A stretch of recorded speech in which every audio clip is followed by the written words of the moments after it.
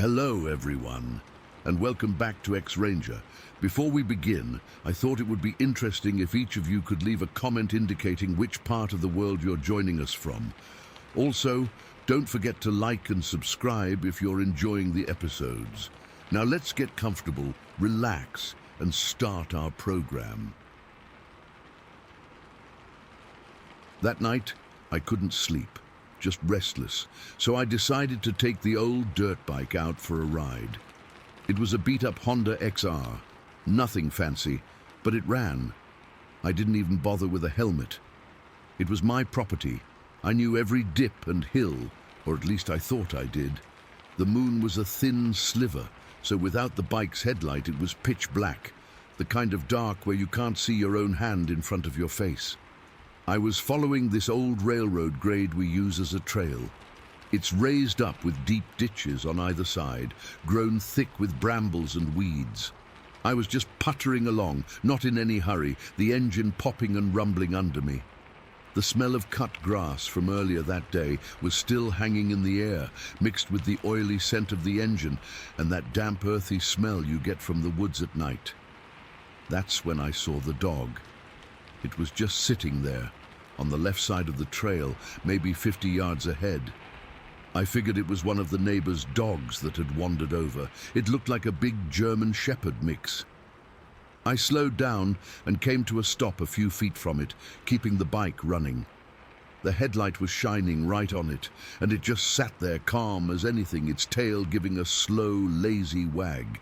"Hey, buddy," I said, my voice sounding loud in the silence. "You lost?"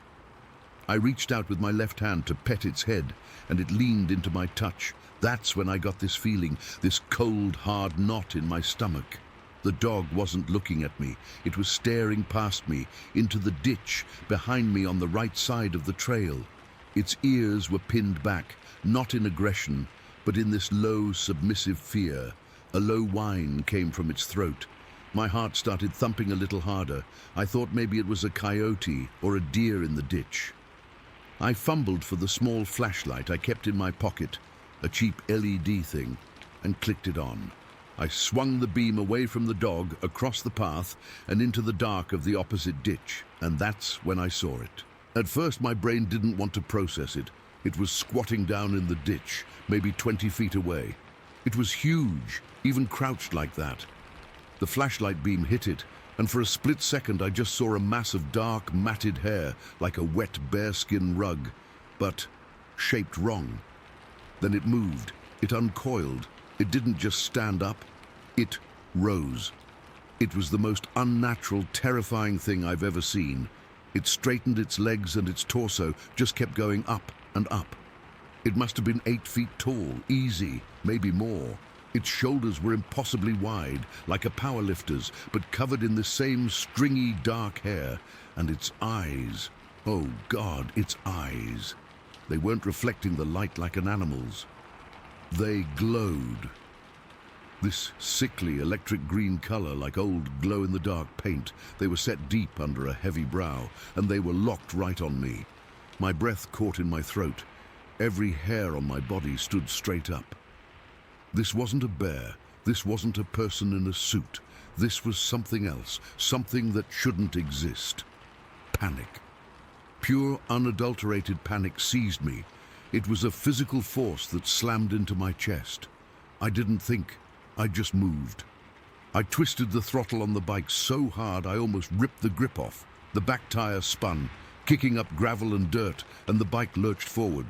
I didn't look back. I just pointed the front wheel down the railroad grade toward the house, maybe a half-mile away, and I held the throttle wide open. The engine screamed. The wind tore at my face and eyes, making them water. I was leaning forward, my body begging the bike to go faster, and that's when I heard it. A sound behind me. It wasn't a roar, it wasn't a scream, it was this heavy, rhythmic thumping, like someone hitting the ground with a giant sledgehammer. Thump, thump, thump. It was running. It was chasing me. I couldn't help it. I had to look. I risked a glance over my shoulder, and the sight nearly made me lose control of the bike right there. It was maybe 40, 50 yards back, but it was gaining.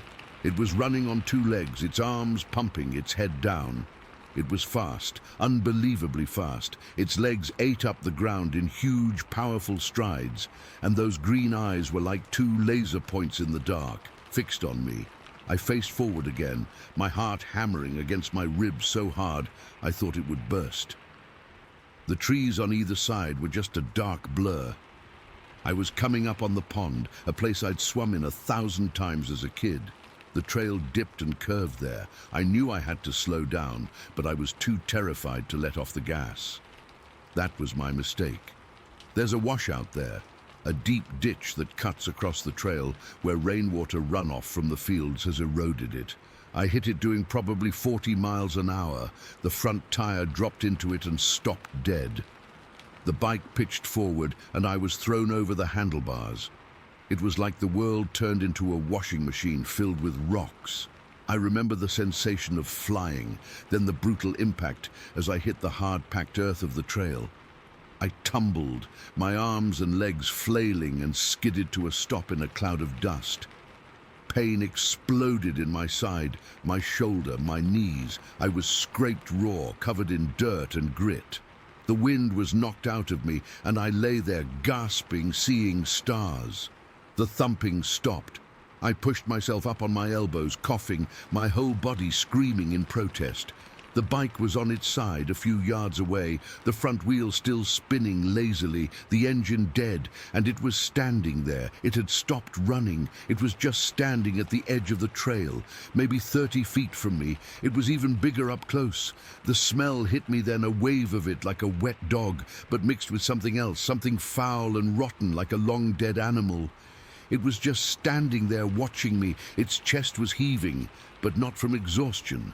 It looked calm. Its huge arms hung at its sides, ending in hands that weren't quite paws, with long, thick fingers. It took a step toward me, then another. It was walking now, a slow, deliberate, confident walk. It knew I was hurt. It knew I was trapped. Terror isn't a strong enough word for what I felt. It was a primal, gut-wrenching horror that turned my blood to ice. My brain was screaming, "Get up! Get up! Get up!" The bike. I had to get to the bike. I scrambled to my feet, my legs feeling like rubber. Every movement sent sharp jabs of pain through my ribs. I stumbled to the Honda and heaved it upright. It felt impossibly heavy. I swung my leg over it, my hands shaking so badly I could barely grip the handlebars. I knew it wouldn't start with a kick. The engine was flooded or the carb was jostled. The only way was to bump start it. I looked back. It was still walking toward me, closing the distance, 20 feet, 15. I pointed the bike down the slight incline of the trail toward the house, got my feet up on the pegs, and popped the clutch.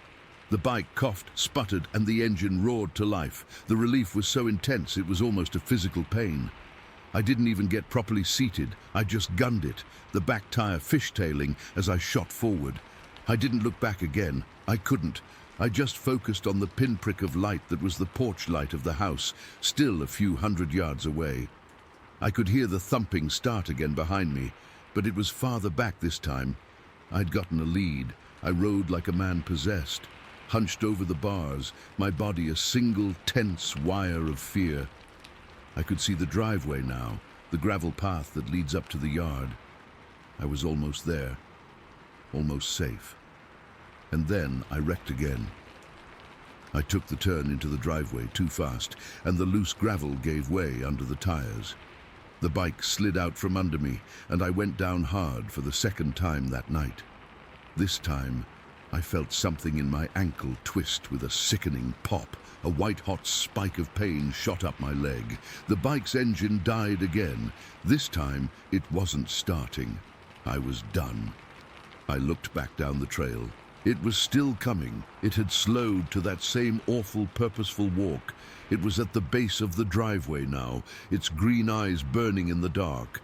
I was not going to die sitting there. I scrambled to my feet, ignoring the fiery agony in my ankle. I started to run. It was a pathetic, limping hobble, but it was all I had. The 100 yards from the driveway to the front porch felt like a mile. The floodlight switch was on the post, next to the front steps. That was my only goal. I could hear it behind me. Not running, just walking. I could hear the crunch of its feet on the gravel, the heavy, rhythmic sound of its breathing. It was toying with me. It knew it had me. The smell was overpowering now. That mix of wet fur and decay, filling my nose and mouth. My lungs were on fire. My ankle felt like it was going to shatter with every step. I didn't dare look back. I just focused on the porch, on that switch. I reached the steps and fell against the post, my fingers fumbling for the big plastic switch for the yard's floodlight. I found it and slammed it up. Nothing happened. For a heart-stopping second, I thought the bulb was burned out. Then, with a soft click, the entire front yard was bathed in a harsh white light. I spun around, pressing my back against the post, my chest heaving. It had stopped. It was standing at the edge of the circle of light, maybe 40 feet away. It was just outside the brightness, half in shadow. It was even more monstrous in the light. The hair was long and shaggy, a dark brownish grey and caked with mud and leaves. Its body was thick and muscular, built for power, and those green eyes were narrowed, staring right at me. It didn't look angry. It looked curious and intelligent. We stood there for what felt like an eternity, just staring at each other. It didn't make a sound. It didn't advance. It just watched me. Then, slowly, it turned its head. It looked away from me, toward the east, toward the old dried-up swamp, the mucklands. It took one last look at me, those glowing green eyes seeming to take in every detail of my terrified face. Then it turned and started to walk away. It didn't run. It just walked, with that same powerful, ground-eating stride, across the field and into the tree line that led to the swamp. In a few seconds, it was swallowed by the darkness. I slid down the post and sat on the cold concrete of the steps, shaking uncontrollably. I sat there for an hour, maybe more, just staring into the dark where it had gone, listening to the crickets start up again, as if nothing had happened. It never came back. I never saw it again. I had the scratches and bruises for weeks, and a sprained ankle that took forever to heal. But the real damage was in my head. I still don't sleep well. Every crack of a branch, every odd noise from the woods, my heart jumps into my throat. The thing I can't get past, the thing that haunts me more than its size or its eyes or its smell, is that it could have caught me. It was faster than me on the bike. It had me dead to rights when I crashed. It chose not to. It chased me all the way to my doorstep, to the very edge of the light, and then it just left. I don't know what it was. I don't know what it wanted. I just know it was real, and it was out there. And for one terrifying night, it knew exactly where I was. Story 2. All right, I'm just going to type this out because I need to get it off my chest. I've never told this to anyone who wasn't a close friend or another cop I trust, and even then, I downplay it. But it's been eating at me for over 2 years now, and I figure if I put it out here, maybe someone else has been through something similar and can make sense of it, because I sure as hell can't. This happened back in April of 2021. I remember it was a Thursday night, or maybe it was early Friday morning. It was after midnight anyway. I'd just finished a long shift, one of those grueling 10-hour days where nothing major goes down, but you're still wiped from dealing with petty crap and paperwork. I'm a police officer in southwestern Washington. Been on the force for about 8 years at that point, so I'm used to weird calls and seeing things that most people wouldn't believe. But this was different. I was driving home along this county road that cuts through the foothills of the Cascade Mountains. It's a route I take pretty often when I'm coming off duty, especially if I've been working late. It's quieter than the main highways, less traffic, and it gives me time to decompress. That night, it was misty. Not quite raining, but this thick, damp fog had rolled in, making everything look hazy and muted under my headlights. The road winds a lot with dense forest on both sides, mostly Douglas firs and cedars that loom over you like giants. Even in daylight it can feel isolated, but at night with the mist it's downright eerie. I had my window cracked open a bit, letting in the cool, wet air, and I was just cruising along, maybe going 40 miles an hour, listening to some classic rock station that was fading in and out. I was tired, my eyes were heavy, and I remember thinking I should have taken the interstate instead because the curves were starting to make me a little dizzy. But I was almost home, or at least I thought I was. Then I saw something move in the ditch on the right side of the road. At first I figured it was just an animal, a deer maybe, or a coyote. We get a lot of those out here, and they dart across the road all the time. I've had a couple close calls, so my instinct was to slow down. I eased off the gas and flicked on my high beams to get a better look. That's when I saw it. And I mean, really saw it. It was crouched low in the ditch, half hidden by ferns and blackberry bushes, but the high beams cut through the mist and lit it up like a spotlight. It was massive, way bigger than any bear I've ever seen, and I've encountered a few in these parts. Its shoulders were broad, hunched over and covered in dark matted hair that looked almost black in the light. It was moving slowly, like it was digging or something, and I could see its back muscles flexing under that thick fur. For a second, I thought it might be a person in a weird costume, but no. The proportions were all wrong. The arms were too long, the back too powerful. My brain was scrambling to make sense of it, and I felt this cold knot form in my stomach. I slowed the car to almost a crawl, maybe 10 miles an hour, and just stared. I could hear my own heartbeat thumping in my ears, loud and fast. Then it turned its head and looked right at me. That's when everything shifted. Its face wasn't human, not even close. It had a heavy brow, deep-set eyes that glowed amber in the headlights, and a flat, wide nose. The mouth was kind of slack, but when it locked eyes with me, I felt this jolt of pure fear shoot through my body. It was intelligent. I know that sounds crazy, but I've looked into the eyes of criminals, of scared kids, of animals. This was different. It was assessing me like it was sizing me up. Before I could even process that, it started to rise, and I mean it unfolded itself slowly, like it was stretching after being crouched for a long time. It kept getting taller and taller until it was standing upright, and I swear to God, it had to be over 8 feet tall. Maybe more. Its head was almost level with the roof of my SUV, and I drive a Ford Explorer, so that's saying something. It stepped out of the ditch and onto the road, right in front of my vehicle, and just stood there. The mist swirled around its legs, making it look like it was emerging from some other world. I froze. My hands were glued to the steering wheel, and I couldn't move. I've been in high-stress situations before, domestic disputes, car chases, even a shooting once. But this was a whole new level of terror. My training kicked in a little. I remember thinking, is this a threat? Should I call it in? But my radio was in the car, and I was off duty, so part of me was screaming that this wasn't my problem, except it was right there, blocking the road. It didn't make any sudden moves. It just stood there, staring at me with those amber eyes.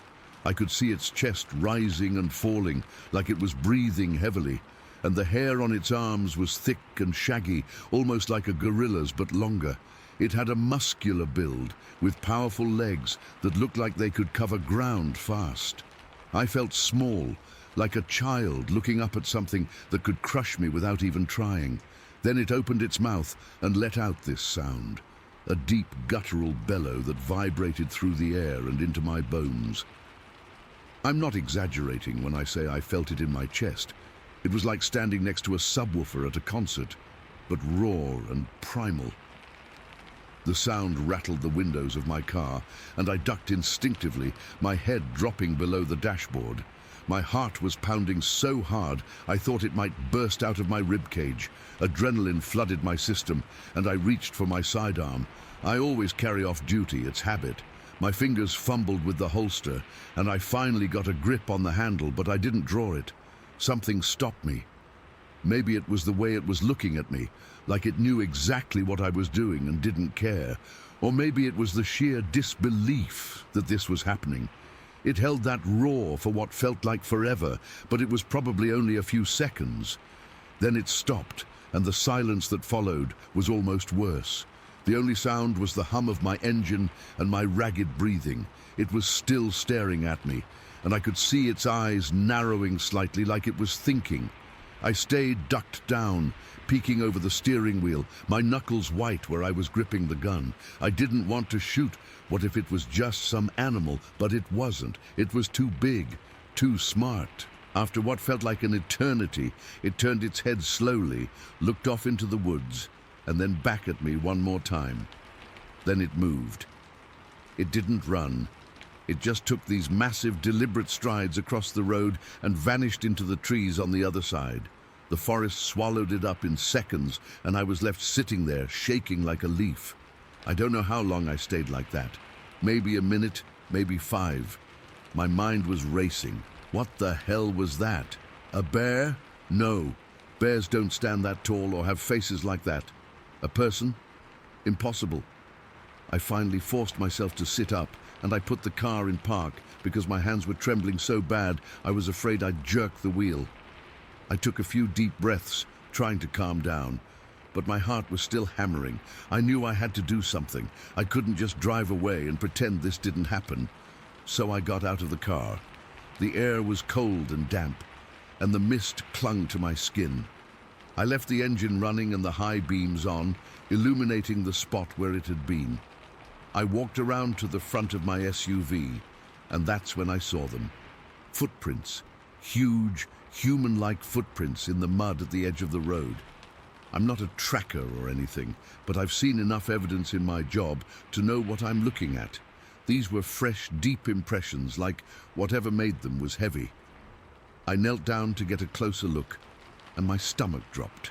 They were about 18 inches long, with 5 distinct toes, and the arch was pronounced almost like a human foot, but scaled up. I pulled out my phone. I don't know why, maybe to take a picture, but my hands were still shaking too much, and the mist was making the screen wet. I just stared at them, feeling this cold dread wash over me. This was real. It wasn't a hallucination or a trick of the light. As I was standing there, I heard something from the woods. 3 deep, resonant knocks, like someone hitting a tree with a giant hammer. They came from the direction the creature had gone, spaced evenly apart, and each one made me jump. It wasn't random. It felt intentional, like a signal or a warning. I froze again, my eyes scanning the tree line, but I couldn't see anything beyond the first few feet of undergrowth. The forest was dark and silent, except for those knocks, and then nothing. No more sounds, no movement. I got back in my car as fast as I could, my heart in my throat. I slammed the door shut and locked it, like that would make a difference. I sat there for another few minutes, just staring at the road ahead, half expecting it to come back. But it didn't.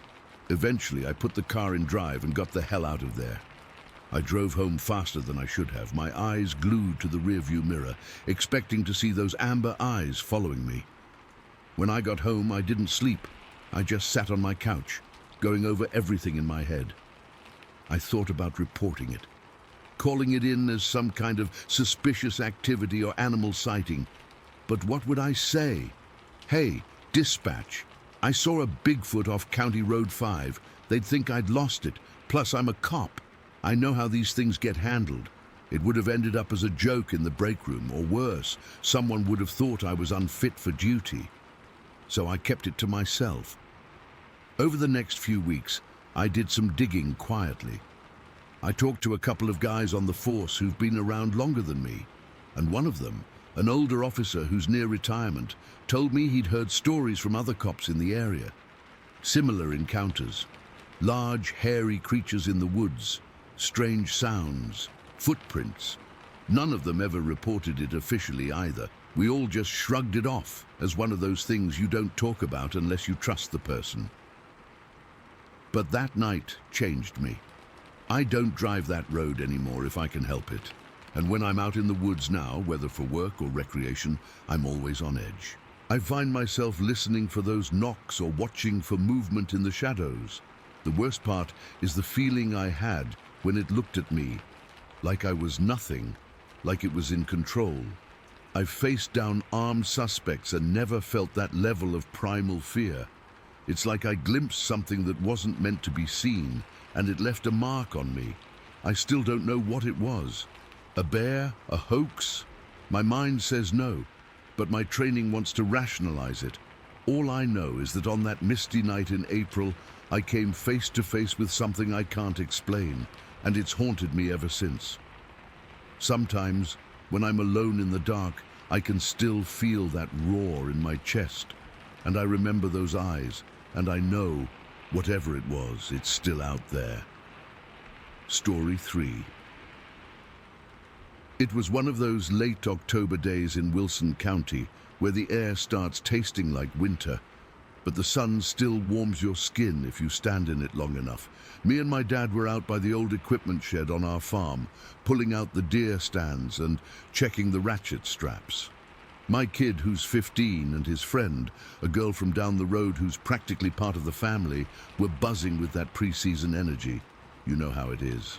They'd been helping for a bit, but kids have short fuses for manual labor.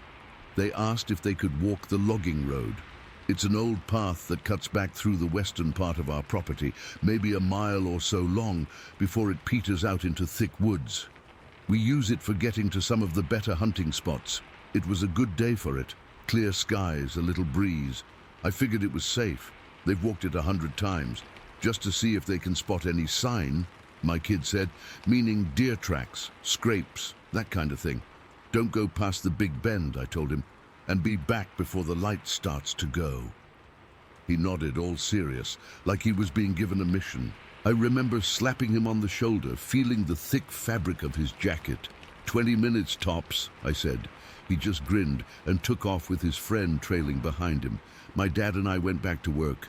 The silence out there is something you notice. It's not empty silence, it's full of little sounds. The creak of the shed door, the distant call of a crow, the rustle of dry leaves in the wind.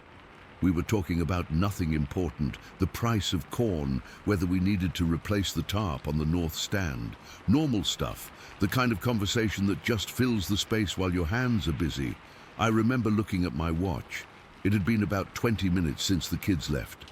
I wasn't worried, not yet.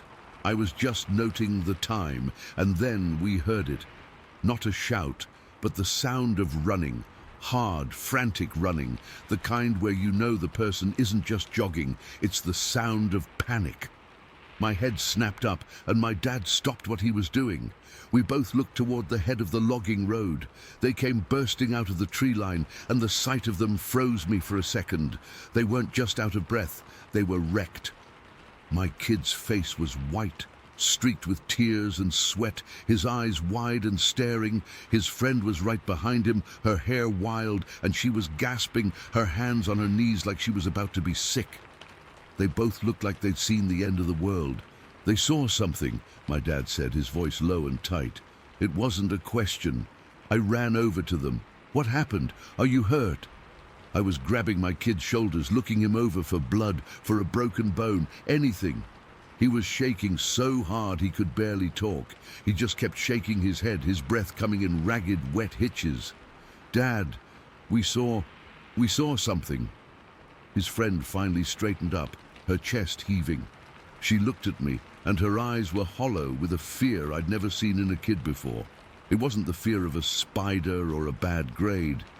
This was a deep, primal terror. It was behind a tree, she whispered, her voice trembling. It was huge. I made them sit down on an old stump near the shed. My dad brought them some water from his thermos. His hands were steady, but his eyes were darting toward the woods, watchful. Start from the beginning, I said, trying to keep my own voice calm. Slowly. My kid took a gulping drink and started talking, the words tumbling out. They were walking down the logging road, just like they'd done before. They were being quiet, hoping to see a deer. They'd gotten about halfway down, just past the place where the old oak had fallen last spring. That's when they heard it. It wasn't a branch snapping. He said it was a crash, like something big had shoved a tree over. A loud wooden crack, then a thud that vibrated through the ground. They both stopped dead. They looked at each other, thinking maybe it was a falling branch. Then they heard another one, closer this time, maybe 50 yards ahead around the next bend. They stood there, frozen, listening. The woods had gone completely silent. No birds, no squirrels, nothing. That's when his friend grabbed his arm. Her fingers dug into his jacket. She pointed, her hand shaking. She'd seen it first, she told us, her voice a shaky whisper, that she saw a massive blackish-brown shape behind a big hickory tree off to the side of the path. She said it was shifting its weight from one foot to the other, side to side, like it was curious, like it was peeking. She didn't scream. She told my kid later she was too scared, that if she made a sound it would come out, that it would chase them. So she just backed up slowly, tugging on my kid's sleeve until he turned and saw where she was looking. My kid said when he turned, he saw the movement. The thing was still mostly hidden, but he saw the dark fur, the sheer size of it. It was taller than the lowest branches on the trees around it. Then, he said, it leaned out, not all the way, just its head and one massive shoulder. It looked at them. He couldn't really describe the face. He said it was dark and it happened too fast, but he saw its eyes. He said they weren't like a bear's eyes. They were intelligent. They were looking right at them, studying them. That's when his friend started backing away faster, pulling him with her. They took a few steps back, their eyes locked on that tree. And then, my kid said, it stepped out. It came around the bend in the road. He said it was 8 feet tall, if it was an inch. It was built, he said, like a nightmare. Not fat, but solid, thick. Its arms were long, hanging down past its knees, and they were just cords of muscle. You could see the muscles moving under its hair. Its shoulders. He kept coming back to its shoulders. They were so wide, he said. It looked like it would have to turn sideways to walk through a normal doorway. It was covered in this long, shaggy hair, black but with a brownish tinge, like old, wet bark. It didn't make a sound.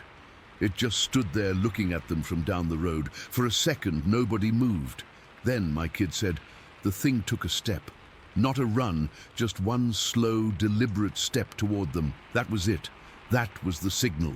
They spun around and ran. He said he's never run so fast in his life. He didn't look back. He just heard the sound of his own heartbeat in his ears and his friend's frantic breathing right behind him. He was terrified that at any second he'd feel a hand, a claw, something, grab him from behind, and that would be it. He said the run back felt like it took hours, but it must have only been a couple of minutes. After they finished telling us, there was just silence. My dad and I looked at each other.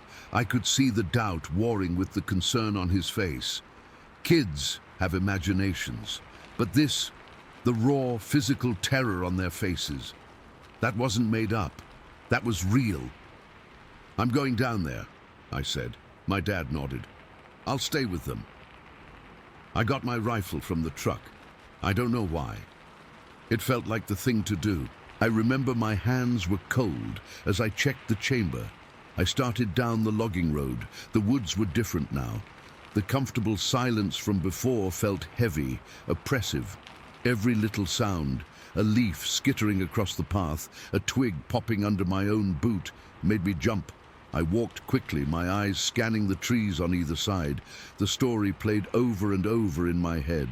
8 feet tall, muscles under the hair, shoulders so wide. I got to the bend, the place they described. I stopped and looked. Nothing. The road was empty. The hickory tree was there, looking perfectly normal. The fallen oak was there. I walked a little further, my rifle held ready, my finger resting near the trigger guard. I was looking for tracks, for broken branches, for anything. The sky was starting to change. The nice, clear blue was being swallowed by thick, grey clouds from the west. A storm was rolling in, and fast. The wind picked up, making the tall pines sway and groan.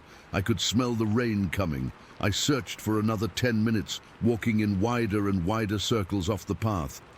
I found a few deer tracks, some squirrel holes, but nothing. No footprints that were too big, no piles of fur caught on a branch, nothing that couldn't be explained. The first rumble of thunder echoed in the distance, low and long. The light was getting flat and strange. I knew I had to get back. The storm was going to be a bad one, and it would wash away any sign that might have been there. I stood there for a second longer, looking into the deep shadows of the woods. I felt a chill that had nothing to do with the dropping temperature. I felt watched. It was a crawling sensation on the back of my neck, a primitive feeling in the pit of my stomach that screamed at me to leave. Now, I turned around and walked back, faster this time. I didn't run, but I wanted to. That feeling of being watched stayed with me the whole way until I broke out of the tree line and saw my dad and the kids waiting by the truck. The relief on their faces when they saw me was heartbreaking. We loaded up and drove back to the house in silence. The rain started just as we pulled into the driveway. First a few heavy drops, then a downpour that hammered on the roof of the truck. That was the day everything changed. My kid, he loved hunting. It was his thing. He loved the quiet, the patience, the thrill of being out there. Now, he won't set foot in those woods without me or his granddad right beside him, and even then, he's jumpy. He carries a knife now, a big one, something he never used to do. He says it's for protection, and he doesn't mean from deer. His friend, she doesn't come over to the farm much anymore. When she does, she never even looks toward the woods. She told her parents, and they thought it was a bear. But she knows it wasn't. She's adamant. She's a believer now, she says. In what, she doesn't exactly say, but we all know. She saw something out there that doesn't fit into the world she knew, and me. I go out there every day. It's my farm. I have to, but I don't feel the same way about it. The woods feel bigger now, deeper. The shadows hold shapes I can't identify. Sometimes, when I'm working late and the sun goes down, I'll hear something, a knock against a tree, a heavy footfall in the leaves, and I'll stop what I'm doing and just listen, my heart thumping in my chest. I tell myself it's a deer, or a raccoon, or the wind, but I always make sure I'm back at the house before full dark, every single time, because whatever they saw, whatever was standing on that logging road looking at my boy with those intelligent eyes, is still out there. I didn't find any proof that day. The storm saw to that, but I don't need proof. I saw the proof on their faces. I heard it in their voices. And that's a horror that doesn't just wash away with the rain. It stays with you. It changes the land you thought you knew. It changes you. I drove down there and I found nothing, and somehow that was the most terrifying part of all. Daddy, story 4. It all started in late May, but the day that sticks with me was toward the end of June.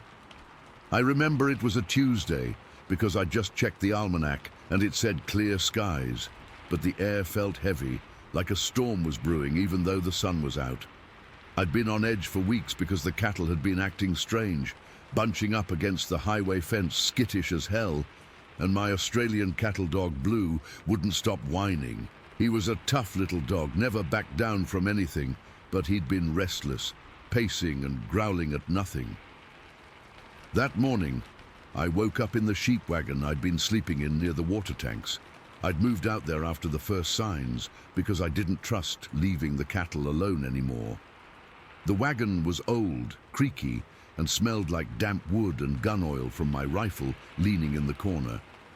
I kept that thing loaded, a 30-06 just in case. The sun was just coming up, casting long shadows across the basin. I stepped outside, stretching my stiff back, and the first thing I noticed was the silence. No birds chirping, no wind rustling the trees, just dead quiet. It set my teeth on edge. I'd been a rancher my whole life, and I know when something's off. The cattle were still bunched up against the fence about 100 yards away, and they looked exhausted, their heads hanging low. Blue was at my heels, whining softly, his ears perked up like he was listening for something.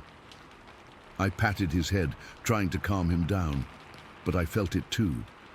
This knot in my stomach that wouldn't go away. I decided to check the water tanks first thing. We'd had some deep, wide tracks show up near there a couple weeks back. Prints that were too big for a bear or anything else I'd ever seen. They were like a man's footprint, but huge, with toes splayed out, and they sunk deep into the mud. Every time I saw them, my heart would skip a beat. That morning, as I walked toward the tanks, the grass was wet with dew, and I could see my breath in the cool air. The tanks were about a quarter-mile from the wagon, nestled in a dip between two wooded patches. As I got closer, I caught a whiff of that foul smell again, like hot rot, something dead and decaying, but with a weird metallic edge to it. It was stronger than before, and it made my eyes water. Blue started growling, low and deep, and he pressed against my leg like he was scared. I remember stopping dead in my tracks, my hand going to the rifle slung over my shoulder. The trees ahead were thick, a mix of pine and aspen, and the shadows between them looked darker than usual. My mind flashed back to a few weeks prior when my wife had come out to help me. We'd followed that smell into the forest, but we didn't see anything, just this overwhelming sense of being watched. Now, alone, it felt 10 times worse. I took a deep breath, trying to steady myself, and kept walking. The ground was soft from recent rains, and I could see more of those tracks leading toward the water. They were fresh, made overnight, and they sent a chill down my spine. Each print was about 18 inches long, and the stride was huge, like whatever made it was taking massive steps. When I reached the tanks, everything looked normal at first. The water was clear, the metal sides gleaming in the early light.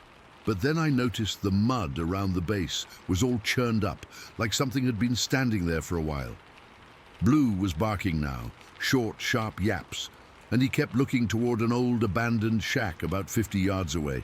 That shack had been there for years, used by hunters back in the day, but it was falling apart, with a sagging roof and boards missing. I'd never paid it much mind, but now, with the tracks leading right up to it, my blood ran cold. I decided to investigate, but I moved slow, my boots squelching in the mud. The smell was stronger here, almost suffocating. I had my rifle ready, finger near the trigger, and my heart was pounding so hard I could feel it in my ears. Blue stayed close, his fur bristling. As I got within 20 yards of the shack, I heard a noise, a low, guttural sound, like a deep grunt. It wasn't an animal I recognized. It was too heavy, too primal. I froze, my breath catching in my throat. The sound came again, followed by the crunch of breaking wood from inside the shack. That's when I saw it. The door of the shack swung open slowly, creaking on rusty hinges, and something stepped out. I swear I've never been so terrified in my life. It was tall, over 8 feet easy, with broad shoulders and long, muscular arms that hung almost to its knees.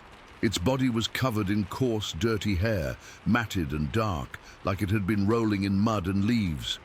The head was massive, with deep-set eyes that were so dark they looked like holes in its face. It moved with a purpose, not hurried, but confident, like it owned the place. It didn't seem to notice me at first. It just walked straight toward the water tank. I was rooted to the spot, my legs feeling like jelly. My mind was racing, trying to make sense of what I was seeing.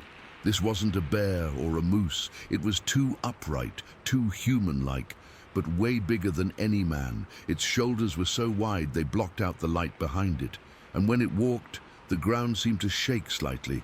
I could hear its breathing, deep and heavy, like a bellows pumping air. Blue was whining now, crouched low, and I reached down to grab his collar, afraid he might bolt or attack. The creature reached the water tank and leaned over, dipping its hands into the water. It drank greedily, slurping and splashing, and I could see the muscles in its back rippling under the fur. It was so close I could smell it, that same rotten stench, but mixed with something earthy, like wet soil and pine. Its hair was thick and shaggy, with bits of twig and leaves stuck in it, and I noticed that one of its arms had a long, pale scar running down the side. That detail stuck with me because it made it seem real, like it had been in fights or accidents. For what felt like an eternity, I just stood there watching it drink, My rifle felt heavy in my hands, but I couldn't bring myself to raise it. I was too scared, frozen by this overwhelming fear that if I moved, it would turn on me. But it never even looked my way. It finished drinking, stood up straight, and let out a soft grunt. Then it turned and walked back toward the forest, its footsteps silent on the grass now, like it was gliding. It disappeared into the trees without a backward glance, and the woods swallowed it up. As soon as it was gone, the spell broke. I stumbled backward, my legs giving way, and I landed hard on the damp ground. Blue started barking frantically, and I had to shush him, my voice trembling. I sat there for I don't know how long, just breathing, trying to process what I'd seen. My hands were shaking so bad I could barely hold my rifle. The sun was higher now, warming the air, but I felt cold all over. That smell lingered, and I could still hear its breathing in my mind. I forced myself to get up and check the shack. Inside, it was a mess. Boards were broken, and there were piles of leaves and dirt, like it had been using it as a shelter. In one corner, I found more of those huge tracks, and a few strands of coarse hair caught on a nail. I didn't touch anything. I just backed away slowly. My heart was still racing, and I knew I had to get out of there. I spent the rest of the day in a daze, checking on the cattle and trying to act normal, but my mind kept replaying that moment. The cattle were still nervous, and Blue wouldn't leave my side. That night, I slept in the sheep wagon again, but I didn't get much rest. Every little noise made me jump, the wind rustling the canvas, an owl hooting in the distance. I kept my rifle close, and I must have checked the door a dozen times. The creature stayed around until mid-July, according to the tracks and occasional noises, but I never saw it again after that day. I moved the cattle out early, as soon as I could, and I never slept alone on that lease again. To this day, I can't explain what it was. People talk about Bigfoot or Sasquatch, but I don't know. All I know is what I saw, and it haunts me. The way it moved, the way it ignored me like I was nothing, the sheer size of it. It's burned into my memory. Sometimes, when I'm out in the woods, I'll catch a whiff of that rot smell, and my heart will start pounding all over again. I guess some things you just can't forget, no matter how hard you try. Story 5. Okay, so I've been sitting on this for years, and I guess now's as good a time as any to get it out there. I've never been one to believe in monsters or ghosts or any of that stuff, but what happened to me back in the late 1970s changed everything. I was just a kid then, maybe in my early 20s, and my buddy and I decided to go camping up in Tahoe National Forest. We were both broke, so we used his old station wagon as our shelter. You know, the kind with the wood paneling on the sides and that big back hatch you could lift up. It was cheap, and we thought it'd be fun. The day started out normal enough. We drove up in the afternoon. The sun was out, but it was one of those crisp fall days where the air feels clean and the sky is so blue it almost hurts your eyes. We found a spot off one of the dirt roads, not too far from a creek, but deep enough in the trees that you felt like you were really in the middle of nowhere. The forest there is old growth, so the trees are massive, towering over you, and the ground is covered in a thick layer of pine needles and dead leaves. It smells like damp earth and pine sap, and everything is quiet except for the occasional bird chirping or the rustle of squirrels. We parked the wagon facing a small clearing, with the tailgate pointing toward the trees. My friend, I'll just call him my buddy, since names don't matter much, he was always the one who liked to cook, so he set up a little charcoal grill we brought. I remember the sound of him fumbling with the lighter fluid, the snap of the match, and then the smell of smoke and burgers starting to sizzle. I was sitting on the tailgate, just taking it all in, feeling the cool metal under my legs, and the way the evening light was starting to fade, casting long shadows through the forest. That's when I saw it. I wasn't even looking for anything. I was just staring off into the trees, my mind wandering. But then something moved, and my eyes locked onto it. About 50 yards away, tucked between two big pines, was this figure. It was maybe 5 feet tall, covered in dark, shaggy hair, and it was just standing there, perfectly still. What got me were the eyes. They were huge, like they were built for seeing in the dark, and they seemed to glow a little in the dim light. It wasn't human, that much was clear. The body was stocky, almost like a bear, but it stood on two legs, and the arms were long, hanging down by its sides. My heart just dropped into my stomach. I felt this cold rush go through me, like someone had poured ice water down my back. I couldn't move at first. I just sat there, frozen, my fingers gripping the edge of the tailgate so hard my knuckles turned white. I remember my breath catching in my throat, and I had to force myself to breathe slowly so I didn't make a sound. I leaned over slightly, keeping my eyes on it, and whispered to my buddy, who was still messing with the grill. "Hey, look over there," I said, my voice so quiet it was almost a breath. He glanced up, annoyed at first, but then he followed my gaze. By the time he turned, though, it was gone. Just vanished like it had never been there. 1 second it was standing there, the next it had slipped back into the shadows between the trees. My buddy didn't see anything, and he shrugged it off, saying it was probably a deer or something. But I knew it wasn't. Deer don't stand like that, and they don't have eyes that size. I felt shaky for the rest of the evening, my hands trembling a little as I helped with the food. We ate, but I couldn't really taste anything. My mind was stuck on that thing in the woods. The air started to get colder as the sun went down, and the sounds of the forest changed. Crickets started chirping, and the wind picked up, making the pine needles rustle like whispers. We cleaned up and decided to turn in early. Since we were sleeping in the wagon, we laid out our sleeping bags in the back, with the seats folded down. It was cramped, but it was dry and warmer than a tent. I remember lying there, staring up at the roof of the car, listening to the sounds outside. Every little noise made me jump. A twig snapping, the wind howling softly through the trees. My buddy fell asleep pretty quickly, snoring lightly, but I couldn't relax. My body was tense, and I kept replaying what I'd seen over and over in my head. What was it? Why did it look so adapted? Like it belonged in the dark parts of the forest. Hours passed, and I must have dozed off at some point because the next thing I knew I was jolted awake by this loud, heavy thud. It was the middle of the night, pitch black outside, and the sound came from right beside the wagon.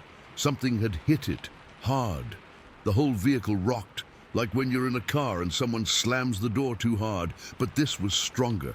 I sat up straight, my heart hammering in my chest so loud I could hear it in my ears. My buddy woke up too, groggy and confused. "What was that?" he mumbled, his voice thick with sleep. I didn't answer. I was too busy trying to see outside. The windows were all fogged up from our breath, so I wiped at the glass with my sleeve, but it didn't help much. It was too dark anyway. No moon, no stars, just an inky blackness that felt like it was pressing in on us. We both stayed quiet, listening.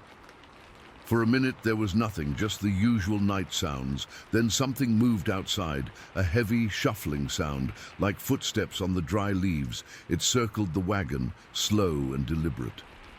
I could feel the vibrations through the floor, a subtle shaking that made the hair on my arms stand up. My buddy reached for the flashlight we'd left on the dashboard, but I put a hand on his arm to stop him. I don't know why, but I had this gut feeling that we shouldn't draw attention to ourselves. We just sat there, frozen, listening to whatever it was moving around us. The sound was too heavy for a person, too steady. It wasn't running or panicked. It was like it was inspecting us, or maybe waiting. I remember the cold seeping through the metal of the car, and I pulled my sleeping bag tighter around me, but it didn't help with the chill that was coming from inside me. Then it hit the wagon again. This time, it was on the driver's side, a solid impact that made the entire frame shudder. I heard a low, guttural sound, like a growl, but deeper, more resonant. It wasn't loud, but it carried through the metal, vibrating in my bones. My buddy gasped, and I felt him shrink back against the seats. We both held our breath, waiting for whatever was next. The seconds stretched out, each one feeling like an hour. I could smell the fear in the air, sweat and the faint odor of the pine air freshener we had hanging from the mirror. After what felt like forever, the sounds started to fade. The footsteps moved away, growing softer until they were gone. The forest went quiet again, too quiet, like even the insects had stopped making noise. We didn't move for a long time, just sat there in the dark, listening to our own ragged breathing. Eventually, my buddy turned on the flashlight, shining it around the inside of the wagon, but we didn't dare look outside. We just huddled there until the first light of dawn started to filter through the fogged-up windows. When the sun came up, we got out cautiously, our legs stiff from sitting so long. The ground around the wagon was messed up, trampled leaves, and what looked like large, deep footprints in the soft soil near the tires. They weren't bear prints, they were too human-like, but bigger, with a strange shape that I've never seen before. We packed up as fast as we could, not saying much, just throwing everything into the wagon and getting out of there. The drive back was quiet, both of us lost in our thoughts. I've never been able to explain what happened that day. Was it Bigfoot? I don't know, but it sure wasn't anything normal. The memory still gives me chills, especially when I'm in the woods alone. I've told a few people over the years, but most just shrug it off or laugh. But I know what I saw, and I know what happened that night. It stuck with me, like a shadow I can't shake, and even now, decades later, I still get that same cold feeling whenever I think about it. Story 6. I grew up in Bagley, Clearwater County, Minnesota, back in the 70s. And I want to tell you about something that happened to me one summer day. I've never told anyone this, not even my parents or my older brother, because I knew they'd laugh or say I had an overactive imagination. But it's been with me all these years, and I need to get it out. It was the summer of 1978, and I was 12 years old. That summer felt endless, the way summers do when you're a kid. The days were long and hot, and I spent most of my time outside, riding my bike around town or through the woods near our house. We lived on the edge of Bagley, where the town sort of faded into forest. It wasn't deep wilderness, but it was enough trees that you could get lost if you didn't know the trails. I knew them well, though. I'd been exploring those woods since I was little. That day started like any other. I'd been at my friend's house on the other side of the woods, and around 5 in the afternoon, I decided to head home. My mom wanted me back for dinner, and I knew if I was late, I'd get an earful. Normally, I'd take the long way around on the road, but that day, like most days, I took the shortcut through the woods. It was a dirt trail wide enough for a bike, winding through pine and birch trees, and it cut about 20 minutes off the trip. I'd ridden it hundreds of times, probably thousands. I never thought twice about it, but that day, the second I turned onto the trail, something felt off. I can't explain it better than that. It was just a feeling deep in my gut. The woods were too quiet. Normally there'd be birds chirping, squirrels rustling in the leaves, the buzz of insects. That day, there was nothing. Absolute silence. It was like someone had thrown a blanket over the whole forest. I remember slowing down a little, my hands tightening on the handlebars. The air felt heavy, thick, and it was harder to breathe, like right before a thunderstorm. I shook it off at first, thinking I was just being jumpy. Maybe a storm was coming and the animals were hiding, but the sky was clear, blue with a few white clouds. No sign of rain. I kept pedaling, trying to ignore the prickling on the back of my neck. That's when I started to feel like I was being watched. You know that feeling, when the hairs on your arms stand up and you just know someone's eyes are on you. It was like that, but stronger than I'd ever felt it. I glanced around, but I didn't see anything except trees and shadows. The sun was still up, casting long, skinny shadows across the trail, but the light felt different, dimmer, like it was struggling to get through the leaves. About halfway through the trail, I heard it. A heavy, rhythmic crunching sound in the brush off to my left. It wasn't like a deer or a squirrel. Those sounds are light and quick. This was slow and deliberate, like someone taking big, careful steps. Thump. Pause. Thump. pause. It matched my pedaling rhythm at first, and I thought maybe it was just my own heart beating in my ears. But then I realized it was coming from beside me, keeping pace with me. I slowed down even more, my heart starting to hammer in my chest. The sound didn't stop. It stayed right there, maybe 30 feet away, hidden by the thick undergrowth. I tried to peer through the gaps in the bushes, but all I could see were flashes of movement, something dark and big shifting between the trees. My mouth went dry, and I could feel sweat trickling down my back despite the cool shade. I thought maybe it was a bear. We had black bears around sometimes, though they usually stayed away from people. But this didn't sound like a bear. Bears move with a sort of lumbering shuffle, but this was upright, balanced. Each step had a human-like rhythm to it, like someone walking on 2 feet. Then I saw it. Just for a second, through a break in the foliage, I saw something massive and upright, moving parallel to the trail. It was tall, so tall that its head brushed against the lower branches of the pine trees. I'm not great with estimating height, but I'd say it was around 8 feet tall, maybe more. It was covered in thick dark hair, almost black, but with a reddish tint where the sunlight hit it.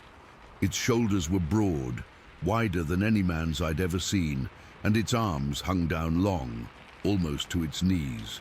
I couldn't see its face yet, but I caught the shape of its head, sloped, like it didn't have much of a neck, just sort of tapered into its shoulders. I froze for a second, my feet stopping on the pedals. The bike wobbled, and I almost lost my balance. That's when it stopped too, right near a cluster of birch trees. The white bark made the dark figure stand out even more. It turned slightly, and I saw its face. I wish I hadn't.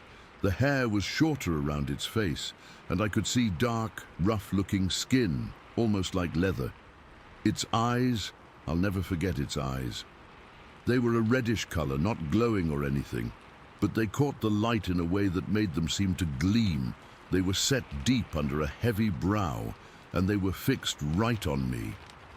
It was holding something in one hand, a broken branch, thick and jagged, like it had been snapped off a tree. It wasn't waving it around or anything, just holding it loosely, like a tool or a weapon, but it didn't raise it. It just stood there, breathing heavily. I could hear it from where I was, a low, rumbling sound, like air moving in and out of a big chest. Its chest was rising and falling, and I could see the muscles under the fur shifting with each breath. It didn't make any other sound, no growl or roar, just that steady breathing and the faint rustle of leaves under its feet. We stared at each other for what felt like forever, but it was probably only a few seconds. My whole body was trembling, and I could feel cold sweat on my forehead. My legs felt like jelly, and I thought I was going to throw up. I'd never been so scared in my life. It wasn't just fear. It was this primal terror, like my body knew this thing was all wrong, that it didn't belong here. It felt ancient and powerful, and I knew, just knew, that it could tear me apart if it wanted to. Then it took a step toward the trail. Not a rush, just one slow, deliberate step. That broke the spell. I slammed my feet down on the pedals and took off, leaning forward over the handlebars, pumping my legs as hard as I could. The bike lurched forward, tires skidding on the loose dirt. I didn't look back. I couldn't. But I heard it. The moment I moved, there was a crash behind me, like it was plowing through the underbrush. Heavy, pounding footsteps, faster than anything that big should be able to move. I could hear branches snapping, leaves crunching, and that breathing getting louder, closer. I pedaled like I was possessed, my lungs burning, my legs screaming in protest. The trail was bumpy, and I bounced around, barely keeping control. I could feel the thing gaining on me. The crashes were right behind me now, so close I could almost feel its breath on my neck. I risked a glance over my shoulder and saw it. A massive, dark shape barreling through the trees, its eyes locked on me. It was fast, so fast I thought for sure it was going to catch me. I could smell it too. A musky, earthy smell, like wet dirt and old leaves, mixed with something else, something wild and animal. I don't know how I didn't crash. My vision was blurry with tears and sweat, and I was sobbing, begging in my head for it to stop. I could see the clearing up ahead, where the trail ended and the backyard of our neighborhood began. It was only about 50 yards away, but it felt like a mile. I put everything I had into those last few seconds, my muscles straining, my heart pounding so hard I thought it would burst. Just as I burst out of the trees into the clearing, the crashes stopped, abruptly, like someone had flipped a switch. I didn't slow down. I kept pedaling, flying across the grassy field toward my house, not stopping until I reached our backyard. I jumped off my bike and let it fall to the ground, then ran inside, slamming the door behind me. I stood there, leaning against the door, gasping for air, my whole body shaking. My mom called from the kitchen, asking if I was okay, and I just yelled that I was fine, that I'd fallen off my bike. I didn't want her to see me like that, pale, trembling, covered in sweat and dirt. I never went back into those woods. Not that summer, not ever. I started taking the long way home, even if it meant being late. I told my parents I was tired of the trail, that it was too bumpy, but they never bought it. They could tell something had spooked me, but I never gave them details. What would I say? That I saw a giant, hairy monster in the woods? They'd have taken me to a doctor or something. For years, I tried to convince myself it was a bear, or a trick of the light, or my imagination. But I know what I saw. The way it moved, the way it stood. It wasn't a bear. Bears don't walk upright like that, and they don't have those eyes. And the silence beforehand, the feeling of being watched, that was real. I've spent decades trying to forget it, but it's always there, lurking in the back of my mind. Sometimes I still dream about it, those red eyes, that heavy breathing, the sheer size of it. I'm an old man now, but that day in the summer of 1978 feels like yesterday. I don't know what it was, and I don't want to know. I just know I never want to see it again. Story 7. It was November of 2011, the tail end of the year when the cold really starts to bite in Missouri. Me and 3 of my buddies, we'd gotten this idea in our heads to go out to one of the game access areas near Smithville Lake. It wasn't our first time out there, not by a long shot. We were all from the area, knew those woods pretty well, or at least we thought we did. The reason we were even out there that first time was because of me.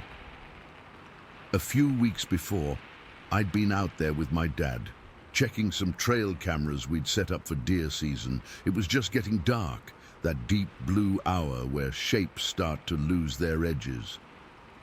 I was packing up the gear, and I looked up into the tree line, and I saw them. 2 points of red light, just hanging there in the shadows, not like a reflection from a car or anything. They were too high up, and they were just watching. I told my dad, but by the time he looked, they were gone. He brushed it off, said it was probably a coyote with its eyes catching the last bit of light. But it didn't feel like a coyote. The way they were set, the height of them, it didn't sit right with me.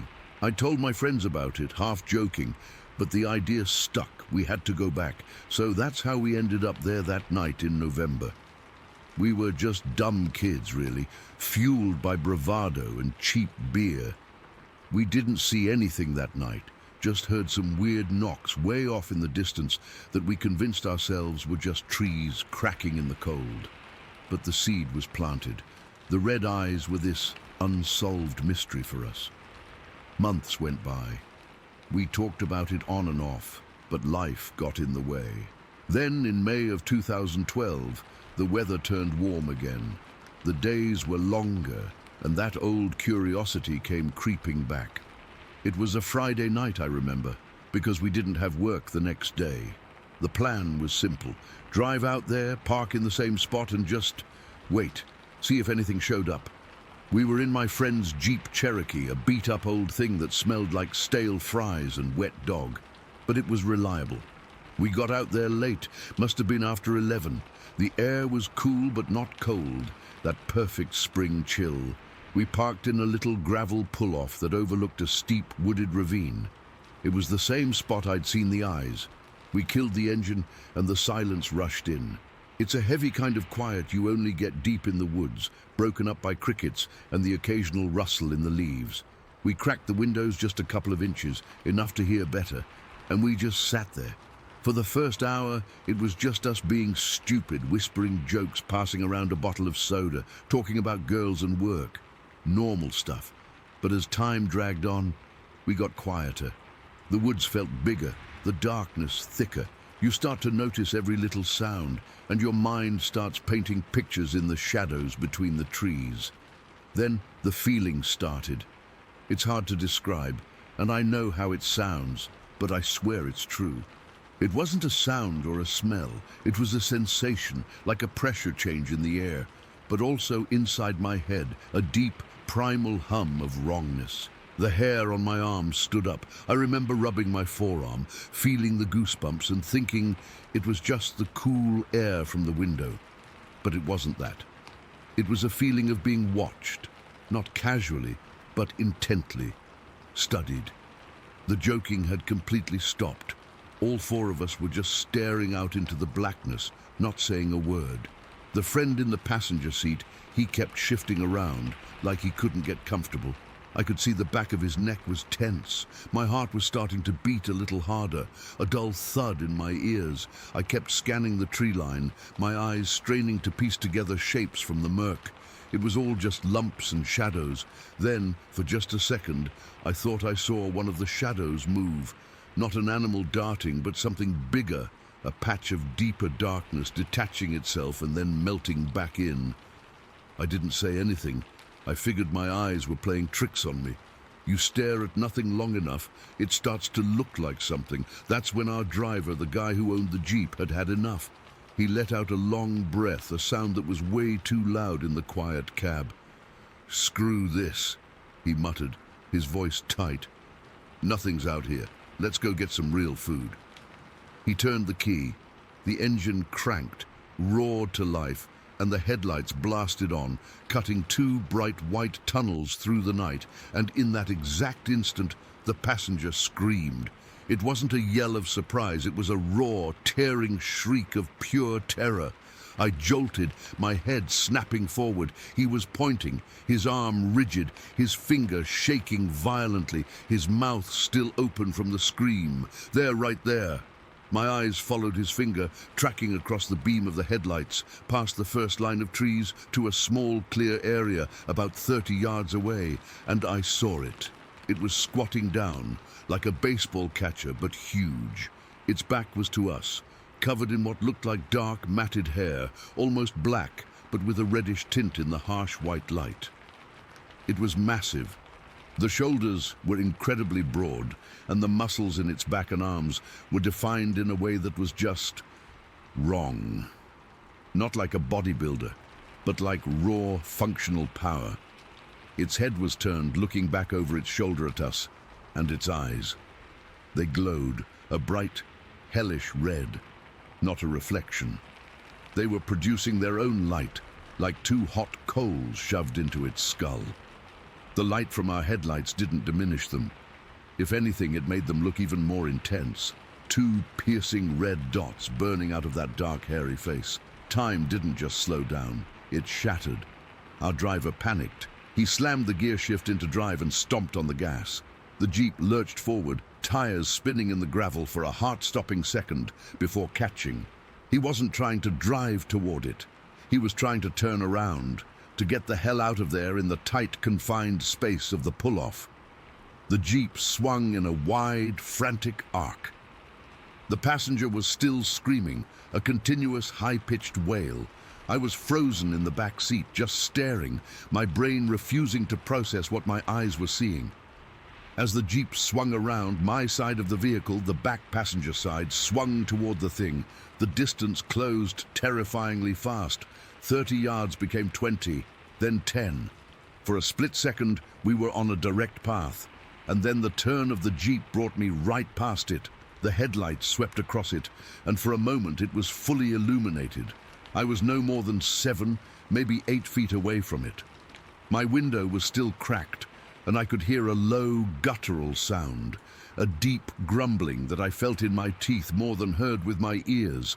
I saw its face. It wasn't a gorilla, it wasn't a bear, it was human-like, but all wrong. The jaw was heavy and pronounced, the nose was flat and wide, but the skin around its eyes and on its lower face was dark, leathery, almost black and mostly hairless, and those red eyes were set deep under a heavy, bony brow. They weren't just glowing, they were intelligent. They were looking right at me, into me. There was a weight to that gaze, an ancient, cold intelligence that stripped away every bit of my bravado and left nothing but a naked, screaming animal fear. It wasn't a curious look, it wasn't an angry look. It was a look of assessment, like it was sizing me up, understanding exactly what I was in that single, horrifying glance. The smell hit me then, coming in through the cracked window. It was a thick, heavy stench, like a combination of a wet dog, rotten meat and something else. Something foul and musky I can't even describe. It was the smell of something old and wild, something that didn't belong in my world. Then our driver wrenched the wheel hard, completing the turn. The Jeep's tires found purchase on the gravel road, and we shot forward. The thing was gone from my window, just a dark shape in the periphery as we sped away. I twisted in my seat, pressing my face against the rear window, my heart hammering against my ribs so hard I thought it would burst. For a second, I saw it again, still squatting in the same spot. It had turned its body fully now, watching us flee. And then, as if a switch had been flipped, the red eyes just went out. They didn't fade, they vanished. 1 second, they were two burning coals in the night, and the next, there was just darkness. The whole thing, from the scream to us speeding down the gravel road, couldn't have been more than 15 seconds, but it felt like a lifetime of terror, burned into my memory. No one spoke for the first 5 minutes. The only sounds were the roar of the engine, the crunch of gravel under the tires, and the passenger guy, who had finally stopped screaming and was now just hyperventilating, sucking in air in ragged, wet sobs. The driver had a death grip on the wheel, his knuckles white. I just sat in the back, shaking, not a little tremble, but a full-body shudder I couldn't control. My teeth were chattering. The image of that face, those red eyes, was seared onto the back of my eyelids. Every time I blinked, I saw it. We finally hit the paved road, and the driver didn't let up. He kept the gas pedal floored until we saw the first lights of town. Only then did he slow down to something resembling the speed limit. We tried to talk about it then, our voices shaky and thin. "What the hell was that?" the driver kept saying over and over. "I saw its face," I remember whispering. "I saw its face." The passenger just shook his head, crying quietly. He couldn't form words. The fourth guy, my other friend in the back with me, he hadn't said a single word. He was just staring straight ahead, his face pale and blank. We dropped him off at his house first. He got out of the Jeep, looked back at us for a second with this hollow, empty expression, and then just walked inside without a word. He never really talked about it again. Not then. Not in the days after, not ever. We tried to bring it up and he'd just shut down, change the subject or leave the room. Whatever he saw, whatever he felt in those 15 seconds, it instilled a terror in him so deep he just locked it away and threw away the key. I think in a way, that was the scariest part of it all, seeing what it did to him. We never went back. Not to that spot. Not to any remote part of that lake after dark. The memory of that thing, squatting there in the trees, its red eyes burning into me, is enough. I can still feel that pressure in the air before we saw it. I can still smell that god-awful stench. And I can still see that face, that haunting, almost human face, looking right at me from a distance of 8 feet, knowing with a certainty that chills me to this day that it was looking at a person and I was looking at something else, something that shouldn't be. And I have no explanation for any of it. None at all. Duras, Story 8. It was the spring of 1973, maybe 74. Time blurs those years together a bit. My dad decided we needed a real fishing trip, just the two of us. He was tired of the usual spots around Packwood, the ones where you'd always see another truck parked, hear another family laughing by their fire. He wanted quiet. He wanted fish that hadn't seen 100 lures. So we packed up his old Ford pickup, the green one with the dent in the passenger door, and headed up toward Chambers Lake. It's way up there, deep in the Gifford-Pinchot National Forest. The plan was to drive as far as we could on the Forest Service Road, then hike the rest of the way in. We'd camp for a night, fish at dawn, and hike out. Simple. The drive up was normal.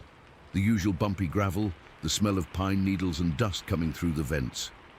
We passed our usual turnoff, the one that leads to the campground we always used, and kept going. Another 3 miles or so, the road started to get worse, and then we saw the snow. It wasn't a blizzard or anything, but the road was covered. A solid, packed layer of old snow, maybe a foot deep, completely blocking the way. It was late spring down in the valley, but up here, winter hadn't fully let go. Dad stopped the truck, and we just looked at it. He chewed his lip for a minute, then looked at the map. A big folded paper thing that was already tearing at the creases. "We're here," he said, jabbing a finger at a spot. "The lake's about 6 miles in. We can make that." 6 miles, with all our gear. I was a teenager, strong and dumb, and the idea of a real adventure was intoxicating, so we shouldered our packs. I had the tent and his old Garcia fishing reel. He carried the bigger pack with the food and the cook set. He also, and I remember this so clearly, tucked his pistol into the back of his jeans under his jacket. A .357 Magnum. He always brought it on trips, said it was for coyotes or if we got a flat and some weirdo stopped. I never thought much about it. The hike in was hard. The snow wasn't fluffy. It was that granular, icy kind that your boots break through. It was cold, but the work of walking kept us warm. The only sound was our breathing and the crunch, crunch, crunch of our boots. I remember looking down at the snow, a pure, unbroken white canvas all around us. Not a single animal track. Not a boot print. Nothing. We were the first people up here since the last snow, for sure. Maybe the first in a long, long time. That feeling was cool at first. Pioneers. Then, as the trees closed in around us, it started to feel a little different. A little heavy. It took us a few hours, but we finally broke through the tree line and saw the lake. Chambers Lake. It was beautiful, I'll give it that. A perfect dark blue bowl surrounded by steep timbered slopes and patches of snow.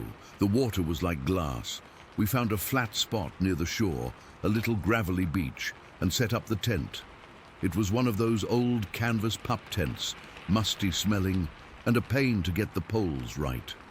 We got a small fire going, cooked up some hot dogs and beans, and just sat there listening to the absolute silence. It was so quiet, it almost had a sound of its own, a high-pitched ring in your ears. The next morning, we were up before the sun was fully on the water. The air was so cold, it hurt to breathe deeply. We strung up our rods.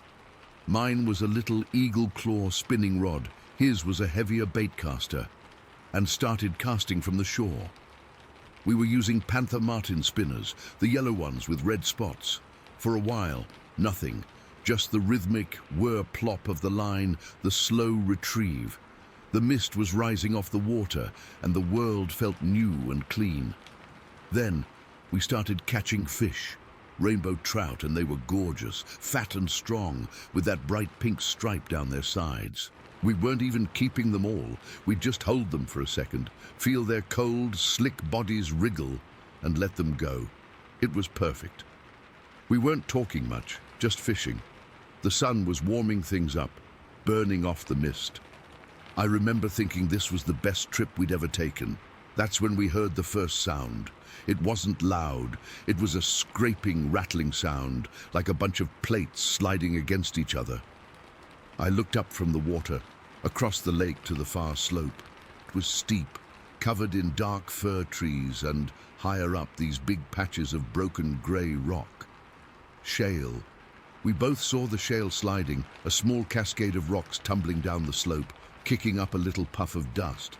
It wasn't a huge avalanche, just a section maybe 20 feet wide that had given way.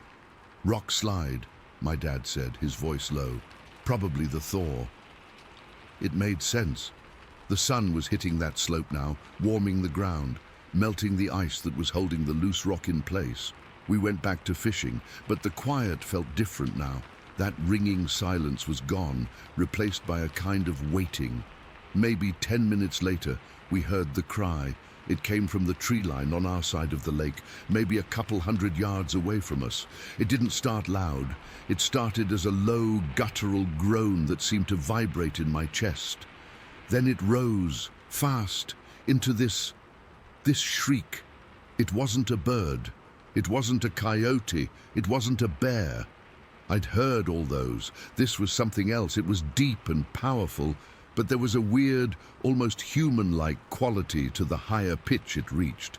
It was an unearthly, lonely, and pissed-off sound all at once. It echoed across the lake, bouncing off the water and the slopes, so you couldn't quite tell where it ended and the echo began. And the second it hit the air, my entire body went cold, my skin prickled all over, like I'd been dipped in ice water. My heart didn't just beat faster.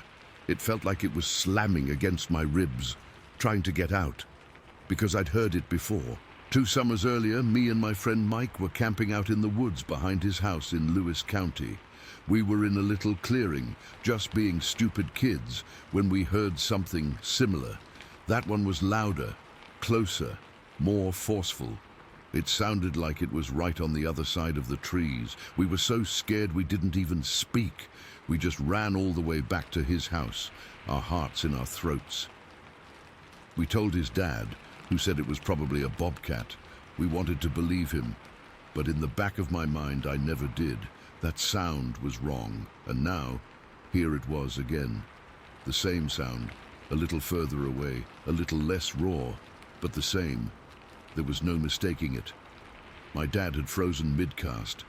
He was just standing there, rod held out over the water, his body rigid. He slowly turned his head and looked at me. His face had lost all its color. He looked old suddenly. His eyes were wide, and I saw real, genuine fear in them. I'd never seen my dad look scared before. Annoyed, yeah, angry, sure, but never this pure, undiluted terror. The cry faded, but the silence that followed was 1,000 times worse. It was a listening silence. Then we heard it moving.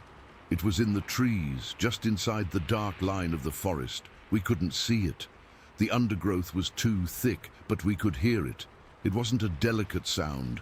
It was the sound of something big, not crashing through the brush, but moving with a heavy, deliberate purpose.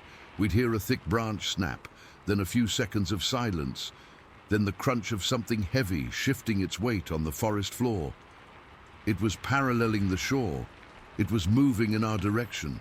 My dad didn't say a word. He dropped his fishing rod. It just fell into the shallow water with a soft splash, the line still trailing out. In one fluid, frantic motion, he grabbed my upper arm. His grip was like a steel vise. It hurt. "Leave the fish," he whispered.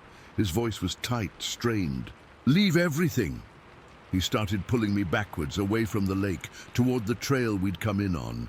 He was still facing the tree line, his head on a swivel, his eyes scanning the dark spaces between the tree trunks. He let go of my arm for a second to reach behind his back and pull out the pistol. The metallic click as he cocked the hammer was the loudest sound in the world.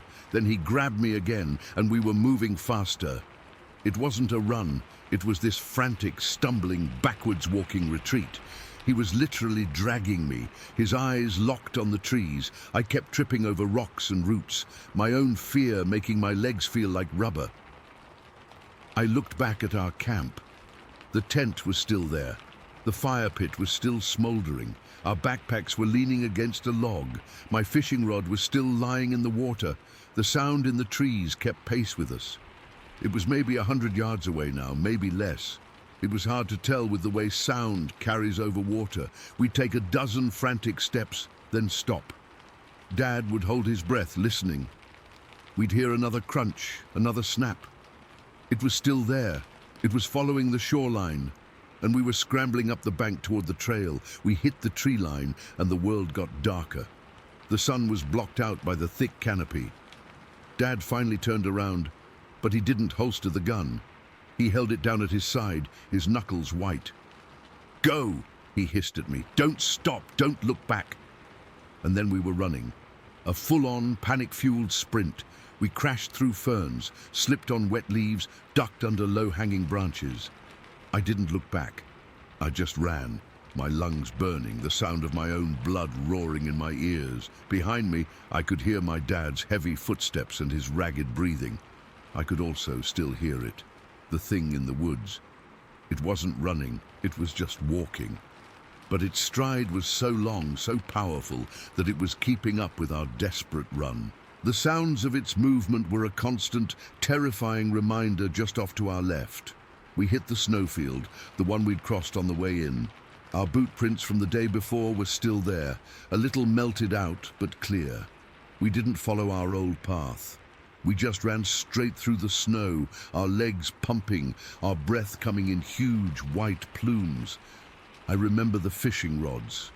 My dad's was gone, back at the lake. But mine was still in my hand.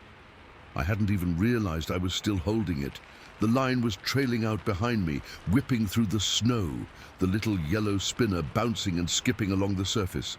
It was the stupidest thing, but in that moment, it was a tether to the normal world that was rapidly disappearing behind us. The 6-mile hike in had taken us a few hours. The run out felt like it took 10 minutes and a lifetime all at once. My side was screaming with a stitch. My legs were on fire. But the fear was a fuel I didn't know I had. We never saw it, not a glimpse, not a shadow. But we could always hear it just inside the tree line, keeping pace with us as we ran down the snowy road. Finally, through the trees, I saw a glint of green. The truck. I almost sobbed with relief. We burst out of the trees and onto the road where we'd parked. Dad fumbled for his keys, his hands shaking so badly he dropped them in the snow. He scooped them up, unlocked my door first, practically shoved me inside, then ran around to the driver's side. He threw himself into the seat, slammed the door, and locked it. The sound of the locks engaging was the most beautiful sound I'd ever heard. He didn't even put the key in the ignition at first. He just sat there, both hands on the steering wheel, his head down, breathing like he'd just run a marathon. I was doing the same, my whole body trembling uncontrollably. After a minute, he sat up, shoved the key in, and started the truck. The engine roared to life. He threw it in reverse, spun us around in a wide arc on the snowy road, and then we were flying down that mountain. He drove like a man possessed, the truck skidding on the gravel corners. Neither of us spoke. We just stared straight ahead, watching the road unwind. We didn't stop until we hit the paved highway. He pulled over onto the shoulder, put the truck in park, and we just sat there. The silence in the cab was thick. I looked down and saw I was still clutching my fishing rod. I opened my hand and let it fall to the floorboards. He turned to me, his face still pale. "You okay?" he asked, his voice hoarse. I just nodded. I couldn't speak. "We're not going back there," he said. It wasn't a suggestion, it was a statement of fact, and we never did. We never talked about it much after that. What was there to say? We heard a sound. We got scared. We ran. But it was more than that. It was the way my dad, the toughest man I knew, had looked at me with pure animal fear. It was the sound of that thing moving through the woods, keeping pace with us for 6 miles. It was the feeling of being hunted, of being watched by something we couldn't see. Years later, I started reading things. I found old books in the library, talked to some of the old-timers in the area, the native tribes up there, the Yakima. They have stories. They call them Siatiks. Wild men of the woods. And Chambers Lake, it turns out, has a history. A trapper went missing up there in the 40s. A survey crew reported strange, large tracks in the 60s. I read other accounts from people who heard those same screams, who felt that same primal terror. I don't know what it was. A bear? No bear sounds like that. No bear can move like that with that kind of steady, deliberate pace for 6 miles through thick timber. A person playing a trick? Out there, in the snow, with no other footprints for miles? It makes no sense. All I know is what I heard, what I felt, the cold dread that seeped into my bones. The sight of my father's face, white with a fear I didn't understand. The sound of something massive and unseen, walking just out of sight, all the way back to the truck. We left a perfectly good tent, 2 backpacks full of gear, and a stringer of beautiful rainbow trout on the shore of that lake, and I've never, for a single second, regretted leaving it all behind. Story 9. I remember the dashboard lights glowing green, and the heater was chugging away, fighting a losing battle against the New York winter. My wife was in the passenger seat, her hands curled around a thermos of coffee. The world outside was just blackness, absolute and complete, broken only by the twin spears of our headlights, cutting a path through the old, gnarled apple trees. The orchards in winter are creepy places. The trees look like skeletons, all twisted and bare, and with no leaves, you can see way further than you'd think. It's dead quiet too, no insects, no birds, just the hum of the engine and the crunch of our tires on the frozen dirt track. We'd been out for maybe an hour, just cruising slowly, scanning the edges of the woods with the spotlight. We'd seen a few sets of deer eyes, that quick, bright flash, and then they'd vanish. It was peaceful, in its own way.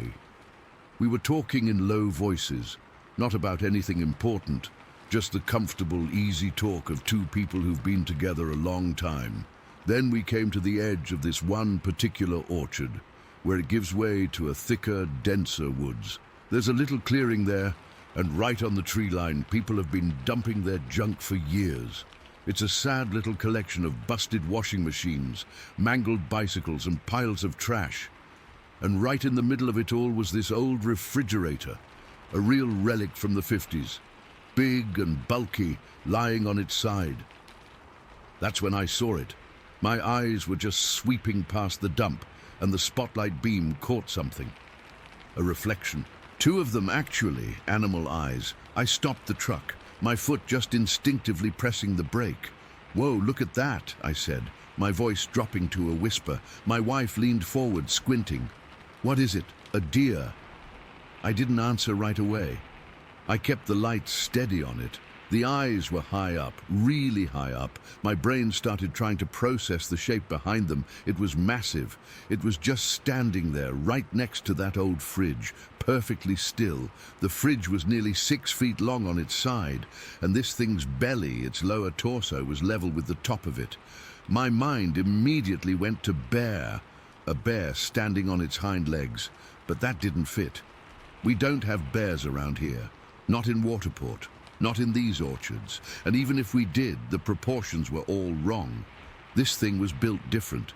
It wasn't stocky and round like a bear. It had shoulders, broad and powerful looking, and the way it was standing was upright, not a tentative, wobbly stand like a bear does. It was a solid, planted stance, like a person. A very, very large person. A cold knot started to tighten in my stomach. This wasn't right. None of this was right. We were about 100 yards away, maybe a little less, close enough to see the shape clearly in the spotlight, but too far to make out any fine details. It was just a huge, dark silhouette, a black cutout against the slightly less black of the woods behind it. The fur, if it was fur, looked matted and shaggy.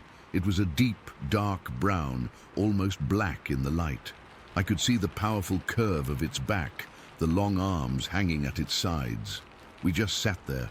The truck was still running, the engine a low rumble that suddenly felt incredibly loud. Neither of us spoke. We were both just staring, trying to make sense of what we were looking at. It was an animal, it had to be. Those reflective eyes proved it.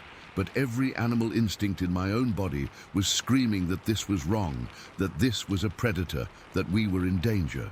I remember my hands were clenched on the steering wheel, my knuckles white.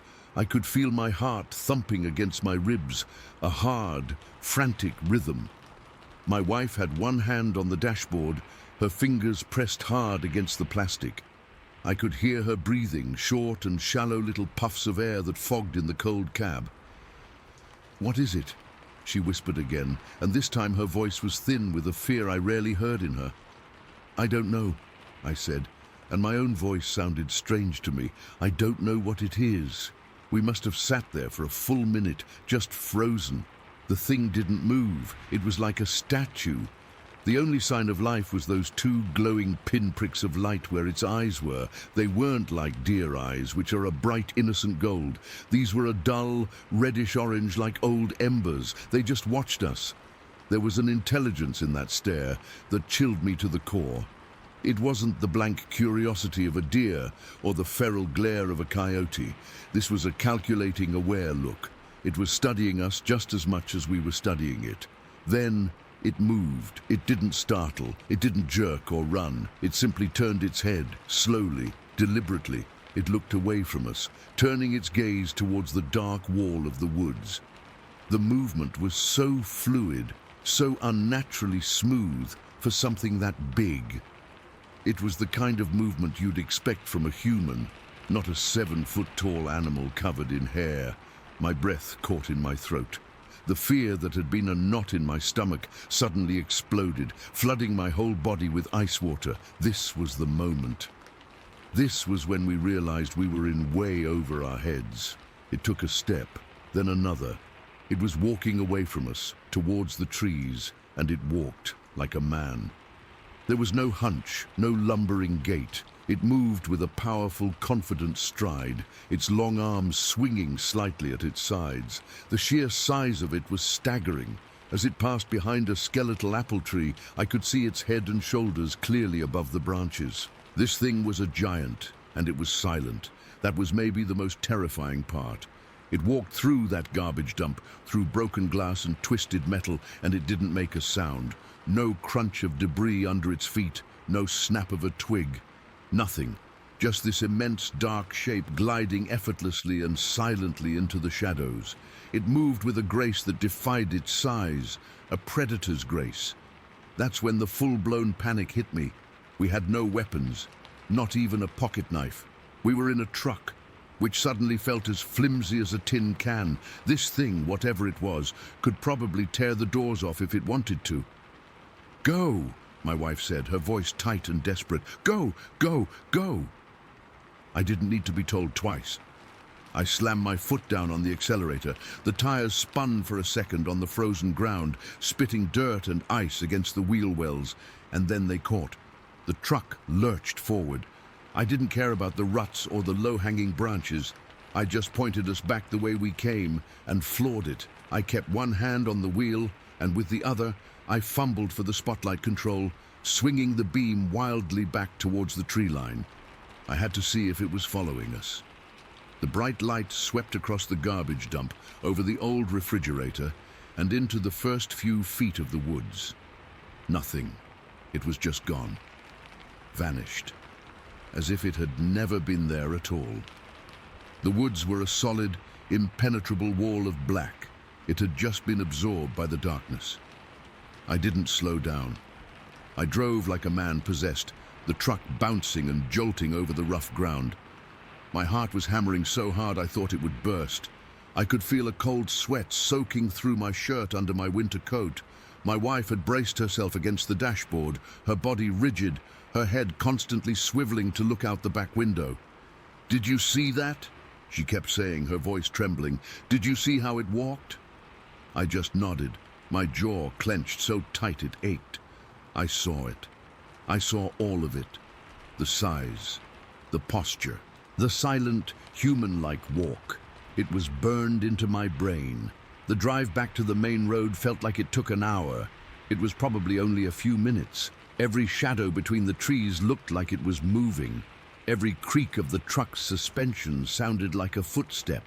The safe, familiar world of just half an hour ago was gone, replaced by something ancient and terrifying. When we finally hit the paved road, I didn't stop. I just kept driving, my eyes glued to the rearview mirror, expecting to see that massive dark form loping out of the orchards behind us. But there was nothing, just empty road and darkness. We didn't talk much on the way home. What was there to say? We had both seen the same thing. We got back to our house, a place that had always felt like a sanctuary, and it felt different. The walls seemed thinner, the windows felt like they were just holes looking out into a world that was suddenly much bigger and much more frightening than we had ever known. I locked the door, deadbolted it, and then checked all the other locks twice. We sat in the living room with all the lights on, not saying a word, just listening to the silence of the house. The image of that thing turning and walking away, moving with that impossible silence, kept replaying in my head over and over. It's been years since that night. We never went spotlighting again. We never even talked about it with anyone else. Who would believe us? People would say it was a bear, a trick of the light, a shared hallucination. But I know what we saw. I know the way my stomach dropped when I realized it was standing upright. I know the primal fear that seized me when it moved. I know the utter, profound silence of its footsteps. That old refrigerator is probably still out there, rusting away in that junk pile. And sometimes, on a cold, quiet night like that one, I'll find myself thinking about the woods, and I'll wonder what else is out there, standing just beyond the edge of the light, watching and walking in perfect, unnatural silence. I never saw it again. But I know, with a certainty that still chills me, that it's still out there, and I know that it saw us. Story 10. Okay, so this is something I've never really talked about online before, and honestly, I'm not even sure why I'm typing it out now. Maybe it's because it's been on my mind lately, or maybe I just need to get it out somewhere, to people who might not think I'm completely insane. This happened back in July of 1996. I remember the date because it was during a blue moon, which I only knew because my friend had mentioned it earlier, saying it was supposed to be good luck for fishing. It wasn't. My name is Shannon Morgan. I was with my friend. Let's just call him Dave, because he'd probably kill me if I used his real name, and my son, who was 17 at the time. We'd planned this overnight fishing trip at Yellow Jacket Creek, just outside of West Point, Georgia. It was supposed to be a simple guy's trip, you know? A chance to get away from everything, sit by the water, and maybe catch a few fish. We'd been out there since the afternoon, setting up our gear, joking around, the usual stuff. The air was thick and humid, the way it always is in Georgia in July, and the sounds of the crickets and frogs were so loud it was almost like a constant background hum. Everything was fine until it wasn't. The sun went down, and we had a small fire going, just enough to see by and keep the bugs away. We'd been fishing for a few hours, not catching much, just talking and enjoying the quiet. But then, out of nowhere, this feeling just washed over me. It's hard to describe, but it was like a sudden cold dread that started in my stomach and spread through my whole body. My skin prickled and my heart started beating faster for no reason. I just knew, with a certainty that felt like a physical blow, that we had to leave right then. Not in 5 minutes, not after we packed up properly, but immediately. I looked over at Dave and my son, and they were just sitting there, relaxed, completely unaware of the panic that was suddenly clawing at my throat. I tried to shake it off, telling myself I was being stupid, that it was just the dark and the isolation getting to me. But the feeling only got worse. It was a pure, animal-level urgency, the kind you can't ignore. My hands were actually trembling. "We need to go," I said, and my voice came out tighter and higher than I meant it to. They both looked at me like I'd grown a second head. Dave laughed a little and asked if I'd seen a snake or something, but I couldn't laugh. I was already standing up, my legs feeling weak. No, I'm serious. We have to pack up and get out of here, now. I must have looked as terrified as I felt because they didn't argue. My son started asking what was wrong, but I just shook my head and started grabbing our stuff, not even bothering to fold the chairs properly. I was just throwing things into the back of my old Bronco.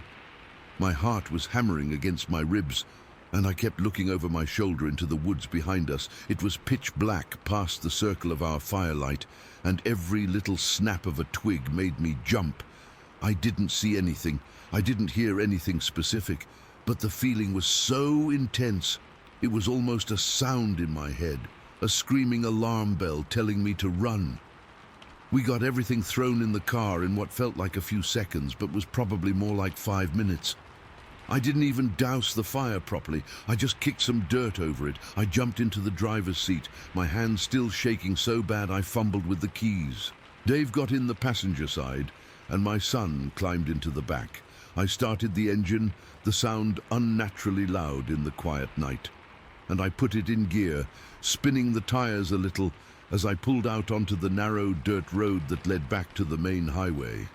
The road out of there is this skinny, winding track, barely wide enough for one car, with deep ditches on either side and a canopy of trees overhead that blocks out most of the moonlight. Our headlights were on, cutting 2 shaky beams through the absolute darkness. We were driving slow, maybe 10 miles an hour, because the road was so rough and I didn't want to blow a tire. Nobody was talking. The mood in the car was tense, thick with my unexplained panic.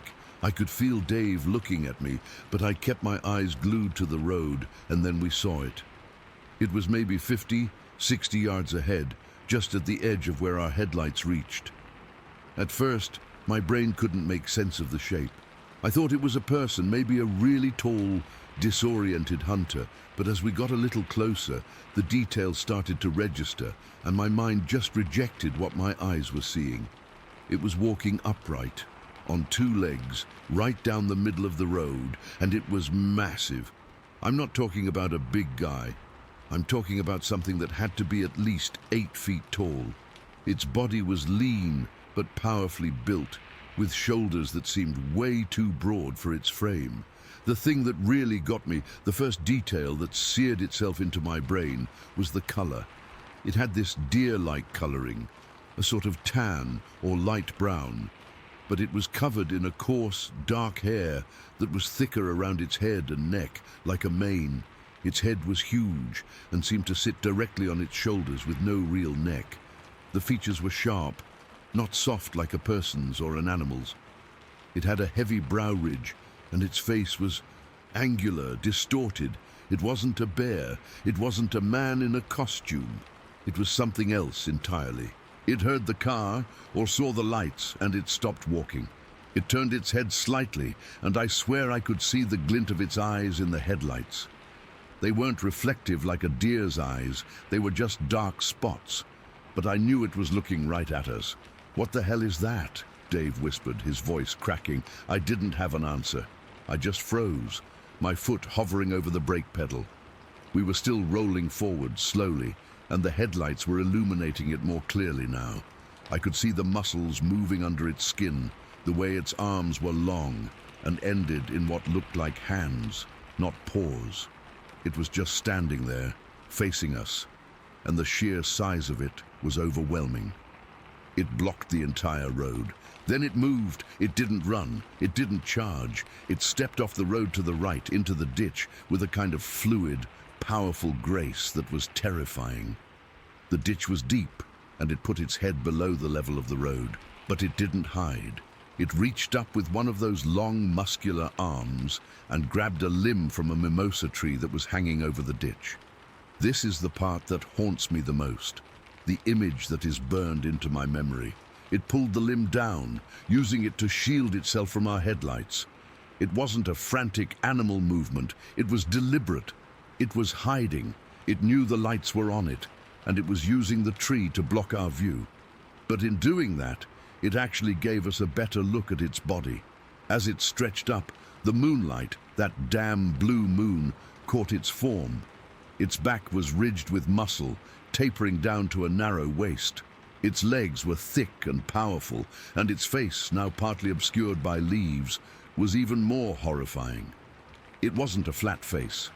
It was pushed out, with a prominent muzzle, but it wasn't a dog or a wolf. It was like a grotesque, twisted version of a human face, all sharp angles and shadows, with that dark, thick hair framing it. We were close enough now that I could have thrown a rock and hit it. The car was idling, and we were just staring, completely paralyzed. The air in the car was gone. I couldn't breathe. I could hear my own blood pounding in my ears.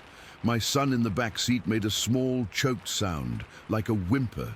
It stood there, holding the tree branch, watching us. I could feel its gaze. It was an intelligence. That's what I remember more than anything, the feeling that this thing was thinking, assessing us. It wasn't just a wild animal surprised by a car. It was making a decision. That's when my survival instincts finally overrode the shock. I slammed my foot down on the gas. The Bronco lurched forward, the engine roaring.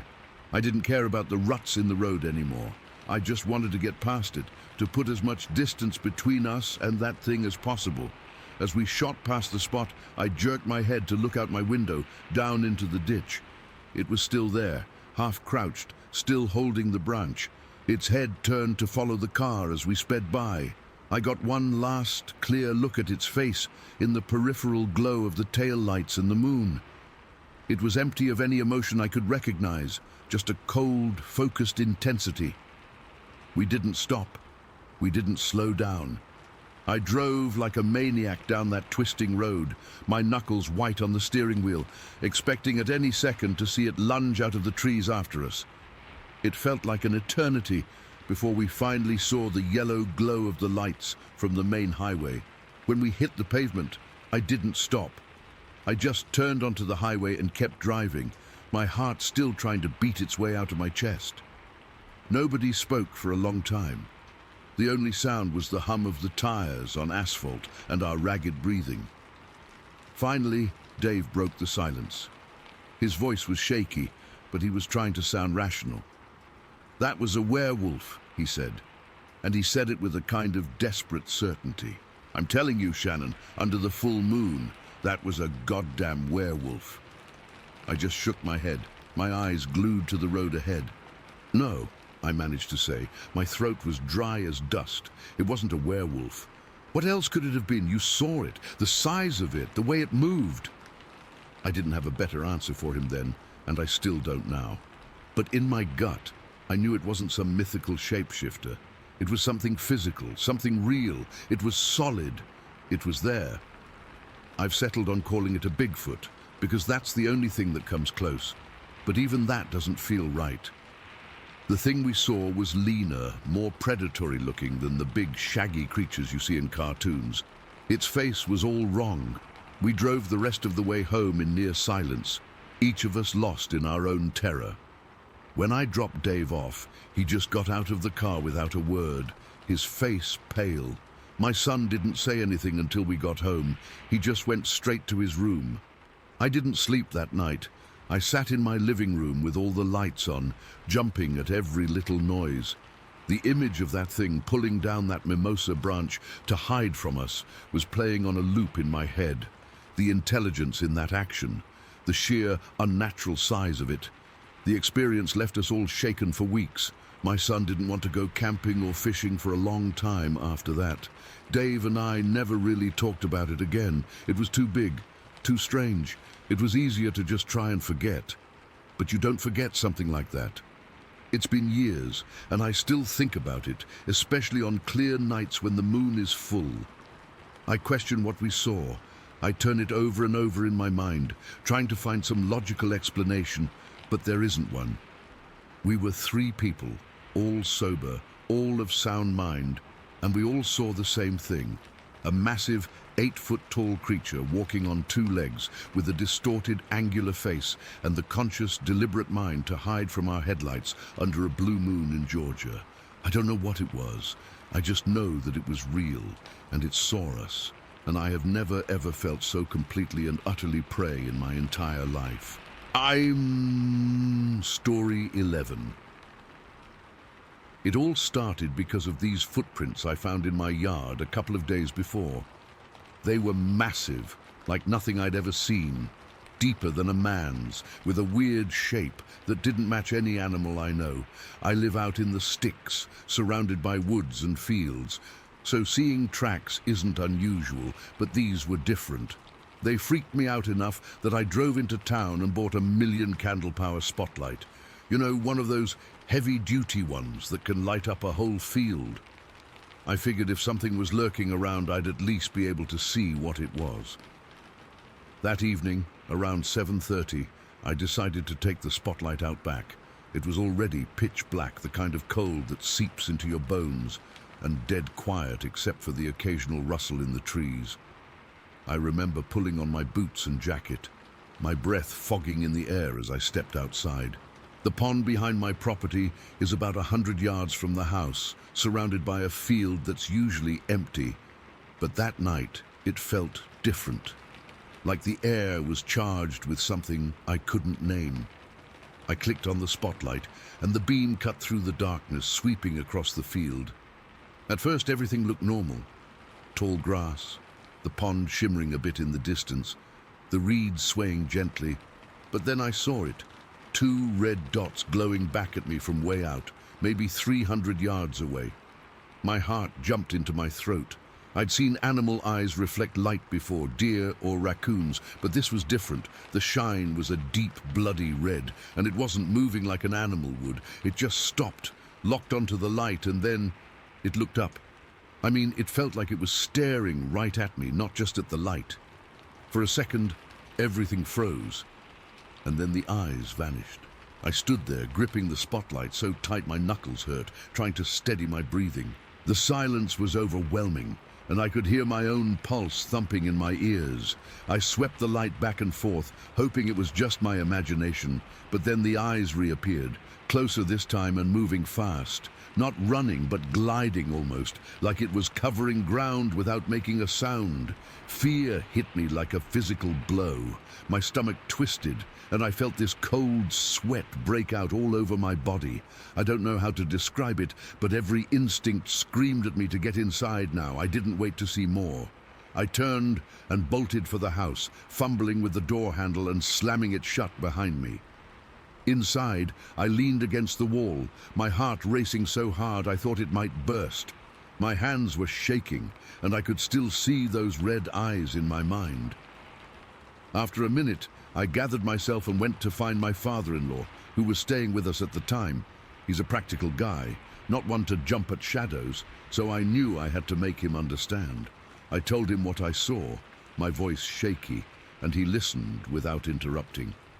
When I finished, he just nodded and said we should go check it out together, with more light.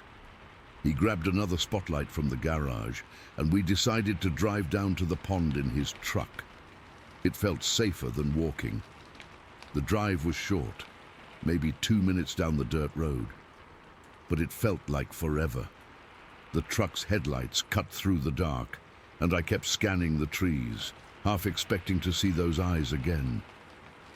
When we got to the edge of the field, we parked and got out, both of us holding spotlights. The air was even colder now, and I could see our breath mixing in the beams. We stood there for a moment, listening, but everything was dead silent. No crickets, no wind, nothing. It was eerie, like the whole world had gone still. Then my father-in-law pointed his light toward the pond, and we saw it again, the same red eye shine, but this time it was higher up, nestled in the reeds along the creek embankment. My blood ran cold. The reeds are tall, usually around 10 feet, but seeing those eyes up there made my mind reel. They were watching us, blinking slowly, like whatever it was had eyelids. We kept our lights trained on it, and it started moving along the creek, keeping pace with us as we shifted position. I could hear the crunch of frozen grass under our boots, and the only other sound was the faint hum of the spotlights. That's when the terror really set in. I realized how high those eyes were, about 8 feet off the ground. I'm 6 feet tall, and this thing was towering. My father-in-law whispered, "What the hell is that?" And I didn't have an answer. I felt this primal fear, the kind that makes your skin crawl and your legs feel weak. I pulled out my phone. I had this old smartphone with a crappy camera and started recording. The video was shaky, but you could see the eyes shine clearly, moving steadily through the reeds. It felt like it was studying us, not fleeing or attacking, just observing. I kept filming, my hands trembling, and we watched as it blinked a few times, each blink making my heart skip a beat. We must have stood there for what felt like an hour, but it was probably only a few minutes. Then my phone beeped, the memory was full, and the recording stopped. Just like that, the video cut out, and we were left staring into the darkness, the eyes still glowing back at us. For a moment, nothing happened, and then the eyes blinked one last time and vanished. Not like they moved away, but like they were just gone. We waited, shining our lights around, but there was nothing. No sound, no movement, just the empty field and the pond. We got back in the truck and drove home in silence. I don't think either of us knew what to say. When we got inside, I sat at the kitchen table, my mind racing. I kept replaying it all in my head. The height of those eyes, the way they moved, the silence. It wasn't until the next day that we went back and found a single track in the frozen ground near the pond, a huge, deep print that matched the ones in my yard. We measured the reeds, and sure enough, they were 10 feet tall, confirming that whatever we saw was massive. I've never been able to explain it, and to this day, I keep night vision gear handy, always on edge, waiting for something to happen again. That unseen presence is still out there, and I know it's watching. Story 12. Okay, so I've been sitting on this for a long time, and I guess I need to get it out there. This happened back in the summer of 1981, and I've never really talked about it much except with a couple of people, but it still messes with my head when I think about it. I was just a kid then, living in Pickens County, South Carolina, and most days were pretty normal. Hot, humid, the kind of weather where you just want to stay inside with a fan blowing on you. But this one day, everything changed. It was a Tuesday, I think, because me and my friend Brian usually biked home from Pickens on Tuesdays after hanging out at the arcade. We were both around 14, and biking was our main way to get around. The road between Pickens and my house wasn't too busy, mostly just a 2-lane stretch with woods on either side, thick with pine trees and underbrush. That day, the sun was beating down, and the air felt heavy, like it does before a storm, but there weren't any clouds. I remember the sweat trickling down my back, sticking my t-shirt to the seat, and the smell of hot asphalt mixed with the pine scent from the woods.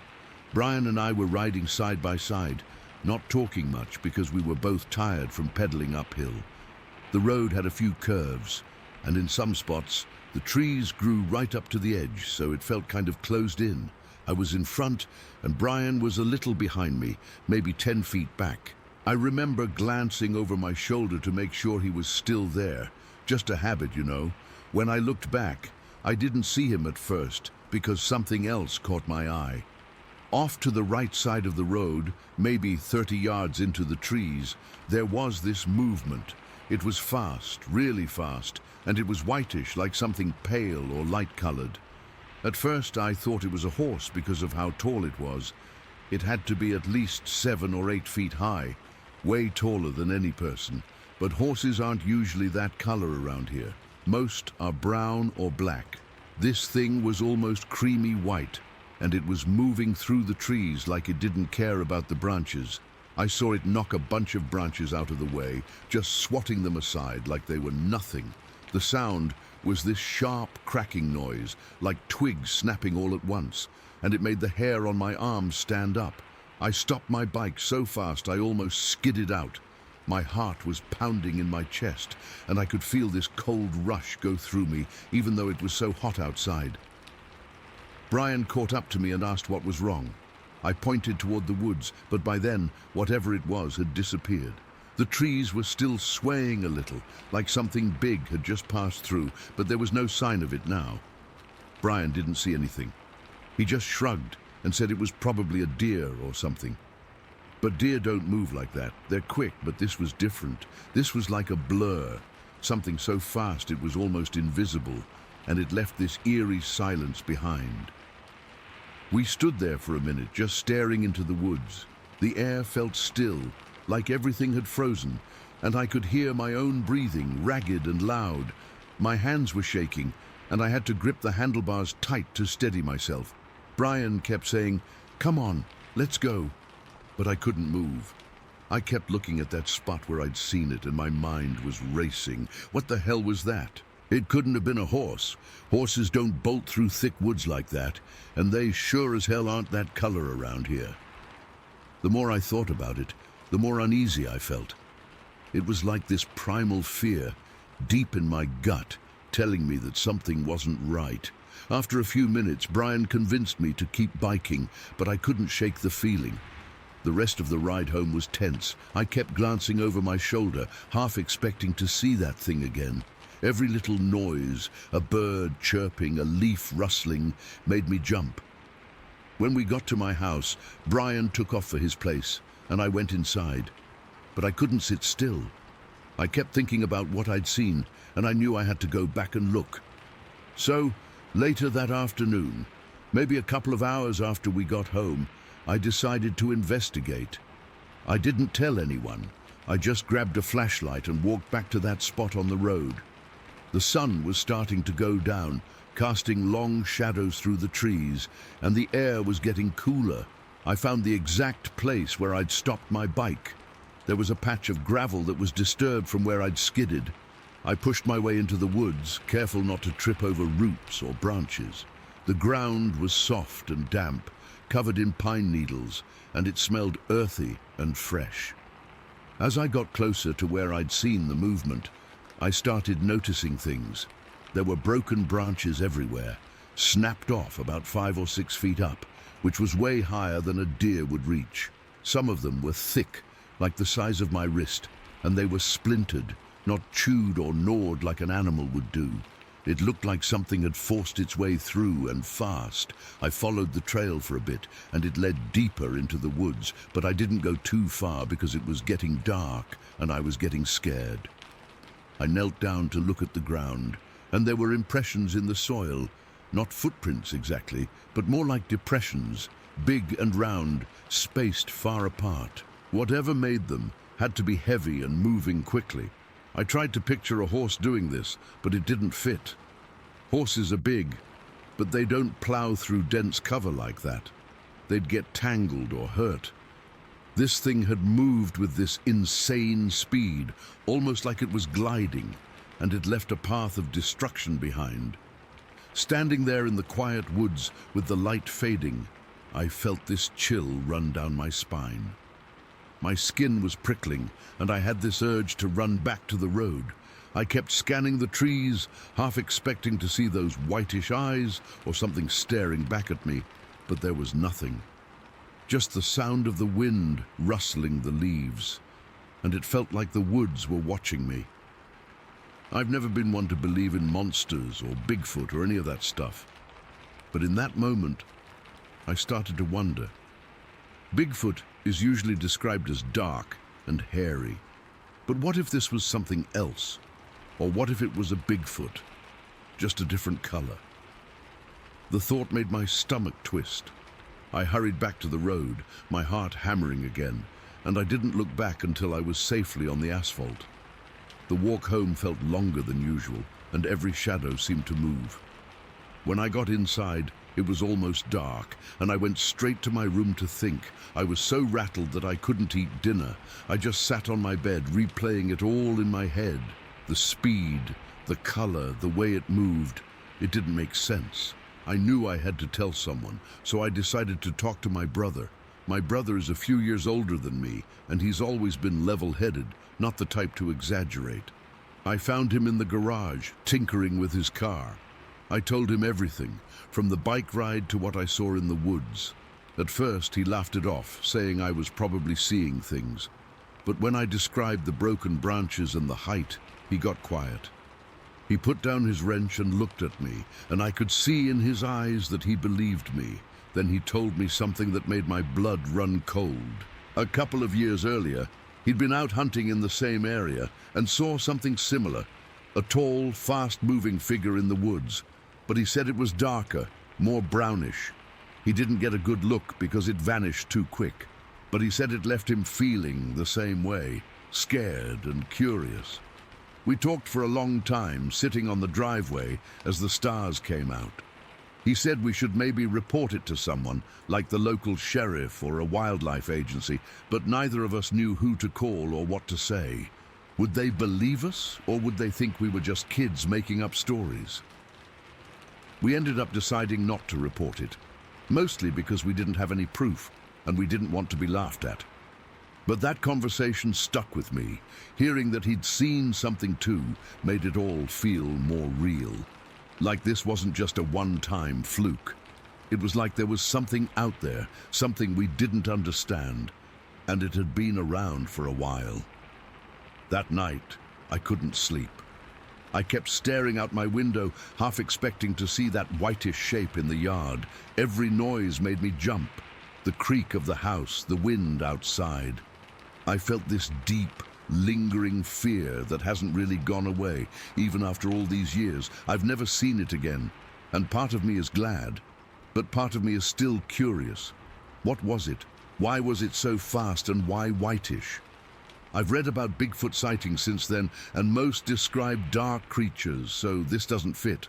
It's like this puzzle piece that doesn't belong anywhere, and it's left me with more questions than answers. Even now, when I drive down that road, I get this uneasy feeling, like I'm being watched. I've never told many people about it because it sounds crazy, but I know what I saw. And my brother's account just confirms that there's something out there in those woods. Something that moves too fast and doesn't fit any explanation. It's one of those things that just stops out of nowhere, and you're left with this hollow feeling, like the world isn't as simple as you thought. I still don't have a clue what it was, and I doubt I ever will. Story 13.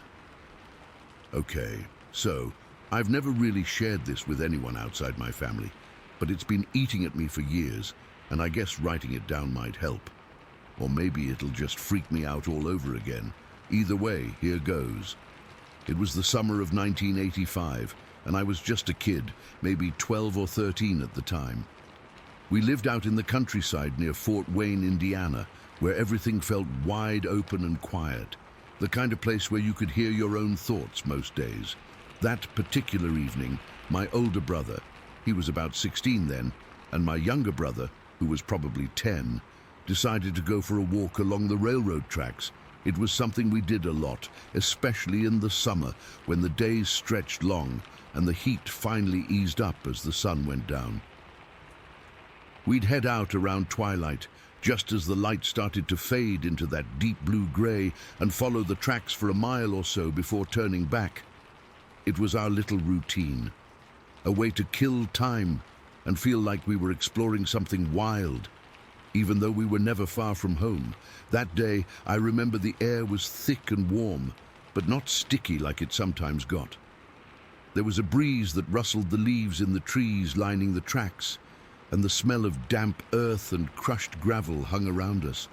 We were joking around, kicking rocks, and talking about nothing important, probably about some movie we'd seen or what we were going to do when school started back up. My older brother was leading the way, his hands shoved in his pockets, and my younger brother was trailing behind, picking up stones and tossing them into the weeds. I was in the middle, feeling that lazy summer calm, like nothing could go wrong. Then everything changed in a heartbeat. We were about halfway along our usual route, where the tracks curve slightly and the woods on either side get a bit thicker. The sun had dipped below the horizon, and the sky was that weird in-between color, not quite dark but not light either, where shapes start to blend together and your eyes play tricks on you. My older brother suddenly stopped walking and held up a hand, like he was telling us to be quiet. I froze mid-step, my heart already starting to thump harder in my chest. I didn't know why at first, but then I followed his gaze off to the right, toward the tree line. That's when I saw it. There was this dark, upright figure standing just beside the trees, maybe 30 or 40 feet away. At first, I thought it was a person, maybe a hunter or someone lost. But then I realized how wrong that was. This thing was huge, way taller than any man I'd ever seen. I'd guess it was close to 8 feet tall, with a broad chest that made it look powerful, almost bulky. Its body was covered in what looked like dark brown or black hair, matted and thick, like a bear's coat, but longer in places. It wasn't moving, just standing there, and for a second I wondered if it was a shadow or some kind of stump. My mind was twisting into something else. But then it took a step.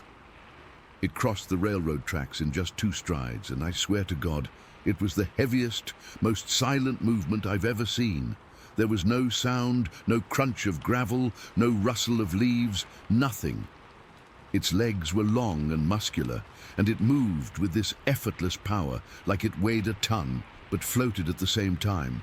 My breath caught in my throat, and I could feel my muscles lock up. I couldn't look away. My older brother was still frozen beside me, and I heard my younger brother whimper softly behind us, but none of us made a sound. The creature paused once it was on the other side of the tracks, and it turned its head to look back at us. That's when the real terror hit me, like a cold wave washing over my whole body. Its face, if you could call it that, was shadowed, but I could make out the shape of its head, broad and almost human-like, but not quite. There was an intelligence in the way it moved, in that pause, that made my skin crawl. It wasn't just some animal. It was studying us, taking us in. I felt exposed, like it could see right through me, and for a split second I thought it might come closer. My heart was pounding so hard I could feel it in my ears, and my hands started to tremble. I remember the cold sweat breaking out on my forehead, even though the air was warm. Then, just like that, it turned and disappeared into the woods. It didn't run or hurry, it just melted into the trees, and within seconds it was gone. The silence that followed was heavier than before, like the air itself had thickened. We stood there for what felt like forever, but it was probably only a few seconds. My older brother was the first to move, grabbing my arm and hissing, "Run!"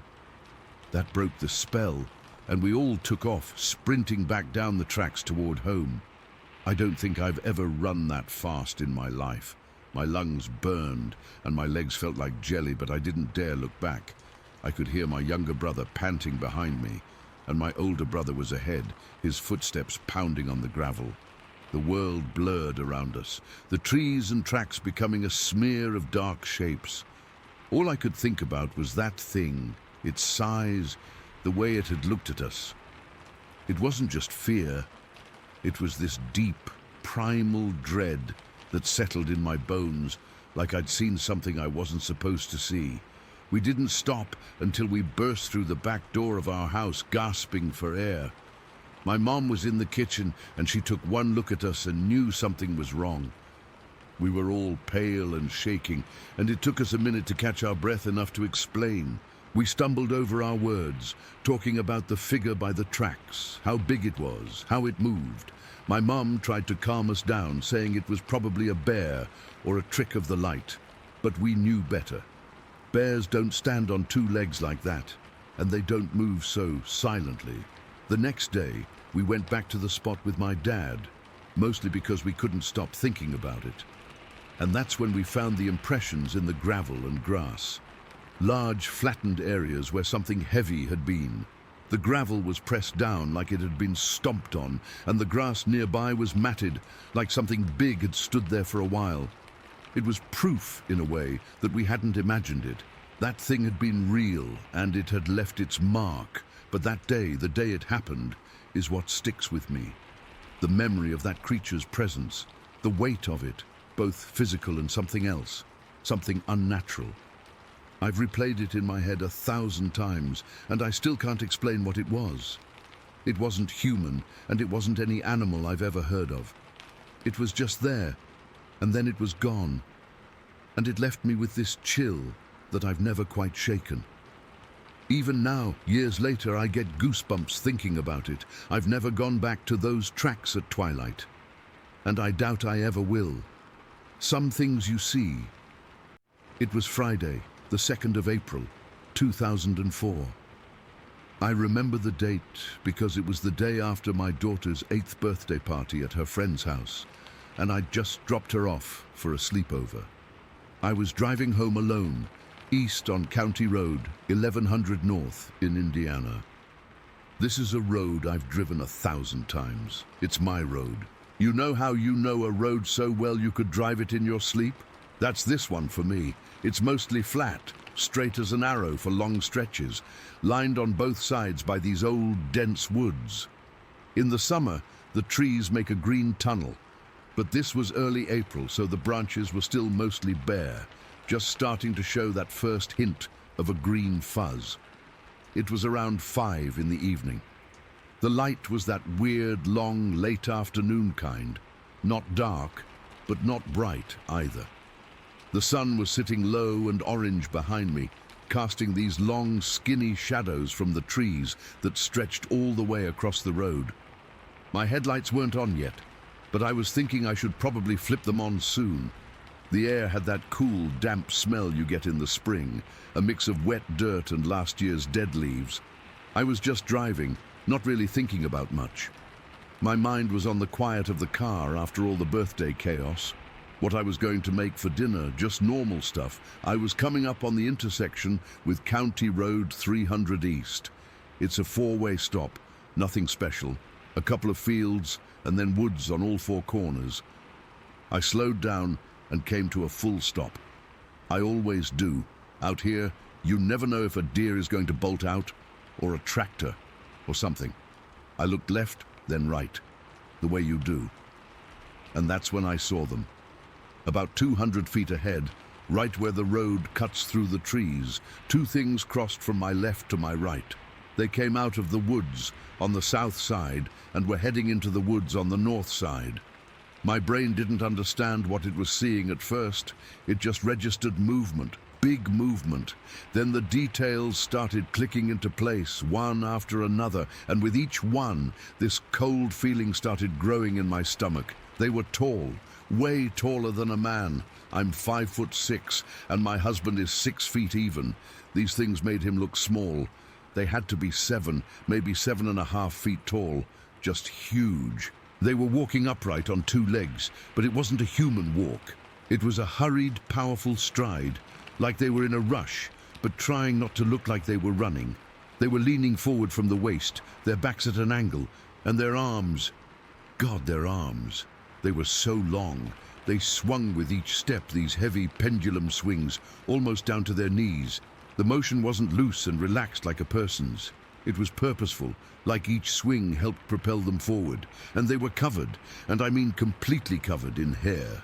It wasn't fur like a bear, it was more like thick, shaggy black hair, like a wig, but all over their bodies. It was solid black from the top of their heads all the way down to their feet. There was no skin showing, no clothes, no face, not that I could see from that distance and angle. Just this matted, dark hair. It was so dark it seemed to suck the light right out of the air around them. The whole thing probably took 5, maybe 7 seconds. They took these big, loping steps. 1, 2, 3, 4, 5, and then they were gone. The lead one just vanished into the tree line, and the second one, right behind it, followed without a sound. They didn't break stride, they just melted into the shadows between the trees and were gone. And the whole time they were crossing, my body went rigid.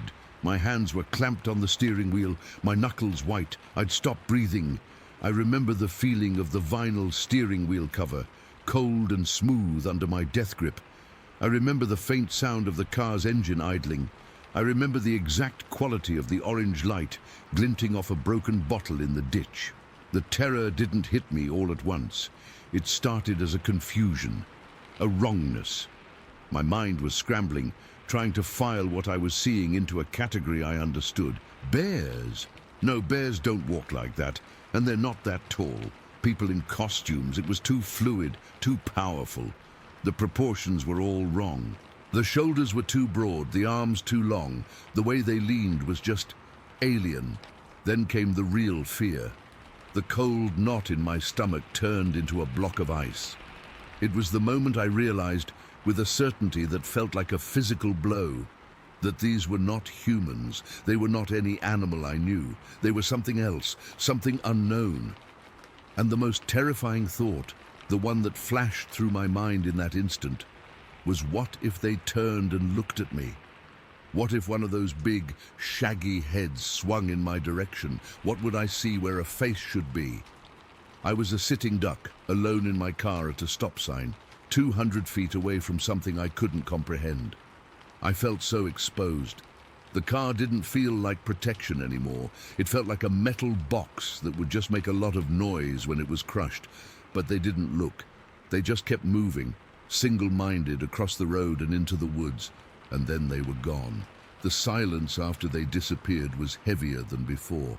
I sat there for, I don't know how long. A minute, 5 minutes. My heart was hammering in my ears. I finally took a breath, a shaky, ragged thing that hurt my lungs. I looked in my rearview mirror, half expecting to see one of them standing behind my car. Nothing. I looked to the woods where they'd vanished, just shadows and tree trunks. I don't remember the rest of the drive home. My body must have done it on autopilot, because the next thing I knew, I was pulling into my driveway, turning off the car and walking into my house. The weirdest part, the part I still can't explain, is that I forgot. I just forgot it happened. I walked inside, said hi to my husband, started pulling stuff out of the fridge for dinner. It was like my brain took that whole terrifying minute, wrapped it up in a box, and shoved it into a dark corner where I couldn't see it. There was no lingering fear, no unease. It was just gone. Life went on normally for 2 days. It was Sunday afternoon. My husband and I were in the kitchen. He was drinking coffee, and I was wiping down the counters. We were talking about nothing, about maybe going to the home improvement store next weekend. And then, out of absolutely nowhere, it came back. It wasn't a slow remembering. It was a floodgate opening. The image of those two dark figures, the feeling of the steering wheel, the orange light, the sheer gut-wrenching terror, it all crashed down on me at once. I froze, the wet rag still in my hand, and my whole body went cold. "I saw something," I said, and my voice sounded strange, thin. My husband looked up from his coffee. "Saw what?" "On Friday, when I was driving home from dropping off Sarah."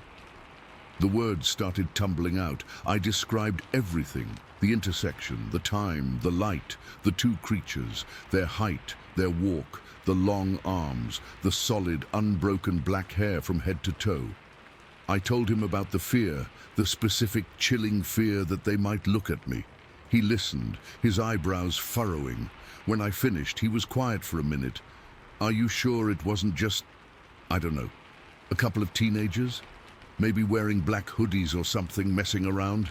I shook my head hard. "No, absolutely not. It wasn't clothing, it was hair. It moved with them. It was part of them. And the way they walked, it wasn't human. Their arms were too long. Their bodies were shaped wrong." I could feel myself getting upset, my voice tightening. He wasn't getting it. "Maybe it was bears," he said, trying to be logical. "A big black bear standing up can look tall." "It wasn't bears," I insisted, my patience fraying. "Bears don't walk on two legs like that for that long. Their back legs are different. These things, they strode. They were built for it, and they were too tall. Way too tall." I was getting frustrated because he was looking at me with that face, the one that says, "I believe you believe it, but I don't believe it." His skepticism felt like a betrayal. It made the memory, which was so vivid and real to me, feel flimsy and crazy. It upset me more than the actual sighting had. Once I remembered it. He was my husband. He was supposed to be on my side. "But you forgot about it?" he asked.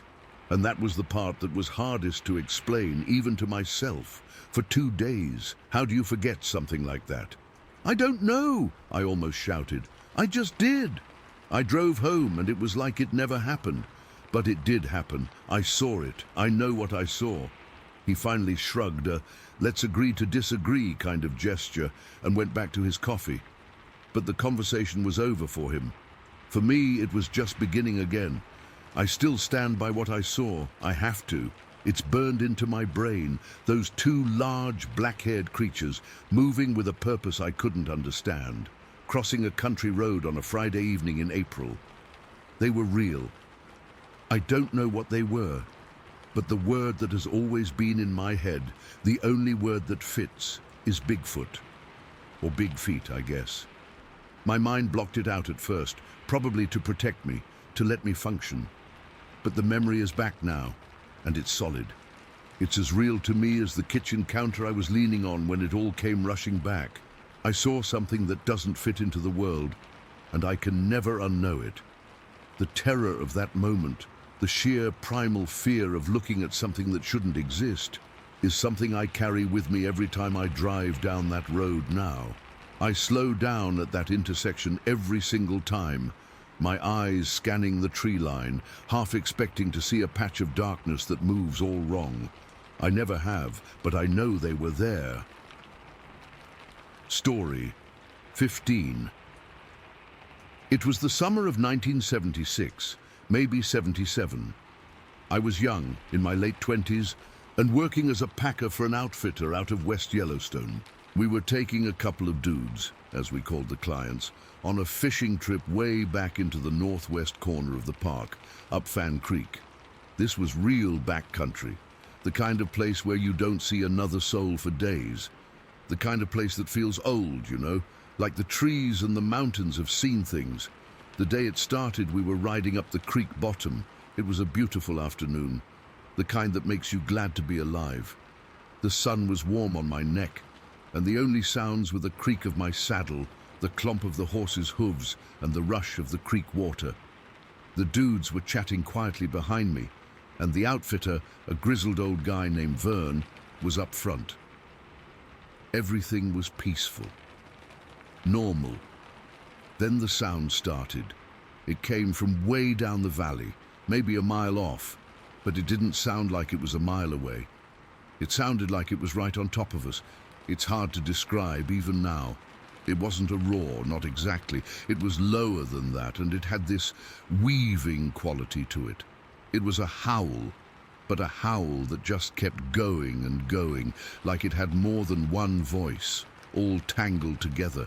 It was impossibly loud, filling the whole damn valley from one rock wall to the other. It was the kind of sound that makes your stomach drop out and your balls climb right back up inside you.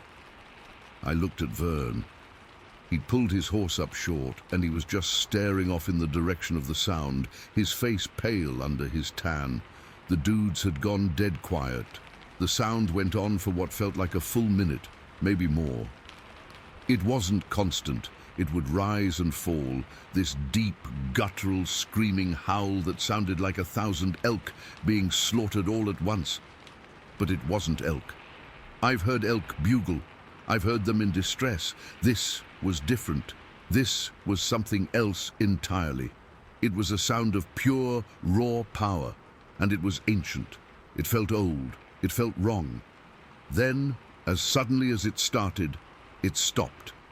The silence that came after was almost heavier than the sound. It was a thick, pressing silence.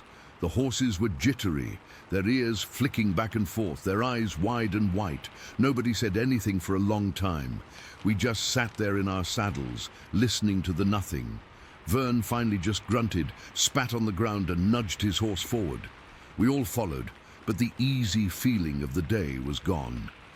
That sound was stuck in my head and it wouldn't leave. We finished the trip. The dudes caught their fish and we rode out. I tried to put it out of my mind. I told myself it was a weird echo, a freak weather phenomenon, anything but what my gut was telling me. But that sound, the sheer volume and duration of it, it didn't fit any animal I knew. Not a bear, not a wolf, not a mountain lion. Nothing. A few weeks later, I was on a solo trip. I was coming out from Sportsman Lake, riding the trail that cuts back over towards Fan Creek. I was about 11 miles back in this high, beautiful meadow complex they call the Fir Meadows. The grass was up to my horse's belly and the wildflowers were everywhere. The trail wound along a steep side hill with thick timber climbing up above me and dropping off steeply below. It was another perfect day, but I felt a little on edge. Maybe it was because I was alone, or maybe that sound from weeks before was still lurking in the back of my brain. My horse, a big, steady gelding named Gus, was being good, plodding along like he always did. Then he stopped. He didn't just slow down, he planted his feet. His head came up, his ears pricked forward, and he let out this sharp, loud snort. It's the sound a horse makes when it smells a bear, a real danger snort. I felt my heart kick up a notch. I scanned the timber, my hand going to the rifle scabbard by my knee. I didn't see anything. The woods were dark and quiet. "Easy, Gus," I whispered, patting his neck.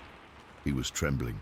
I could feel the muscles in his shoulders and back tensed up like rocks. He took a half step backward, his nostrils flared wide, showing the red inside. He was terrified. I kept looking, my eyes straining to pick out any movement in the shadows between the trees. Nothing, just the dappled light and the deep green of the firs. Then I heard a crash from down the slope to my left. My head snapped around, and I saw a mule deer buck explode out of a thicket of young pines. It wasn't running. It was bolting, legs scrambling, head low, in a full-blown panic. It vanished into the timber on the other side of the trail in 2 heartbeats. My eyes went back to the thicket the deer had burst from, and that's when I saw it. Something came out from the other side of that same thicket. It didn't burst out like the deer. It was fast, but it was deliberate. It ran out on 2 feet. My brain tried to process it. "Bear," it screamed at me. But it wasn't a bear. A bear, even on its hind legs, has a different shape. It's top-heavy, it waddles. This thing was upright, and it ran. Its legs moved like a man's, but its arms were long, too long. They swung at its sides, but the swing was bigger, more pronounced than a human's. It was black, not brown like a grizzly, but a shaggy, matted black. The fur was long and looked almost ragged. It was maybe 60, 70 yards away, angling away from me, moving diagonally up the slope, away from the trail. It was using the terrain, ducking behind clusters of trees and little patches of thicket for cover as it moved. That's what got me. That was smart. A bear running, scared just crashes through the brush. This thing was using cover. I held my breath. I didn't move a muscle. I just watched. It was in my view for maybe 30 seconds. It felt like an hour. I could see its torso was thick, stalky, like a powerful man who worked with his hands his whole life, but bigger. The shoulders were massive. The head was set forward on its shoulders, no real neck to speak of. And as it turned its head slightly, just for a second, I saw fur on the side of its face. Not just stubble, but real dark fur. The terror didn't hit me all at once. It started as a cold knot in my stomach and spread outwards, turning my hands icy. This wasn't a bear. I was 100% sure now. I'd seen dozens of bears. This was something else. My mind, scrambling for an explanation, landed on the one thing I'd been trying to forget. The sound from Fan Creek Valley. This thing, this creature, was tied to that sound.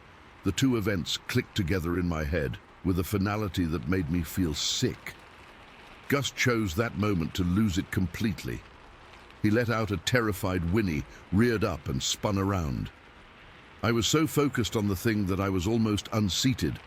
I hauled on the reins, fighting to control him, my heart hammering against my ribs like it wanted out.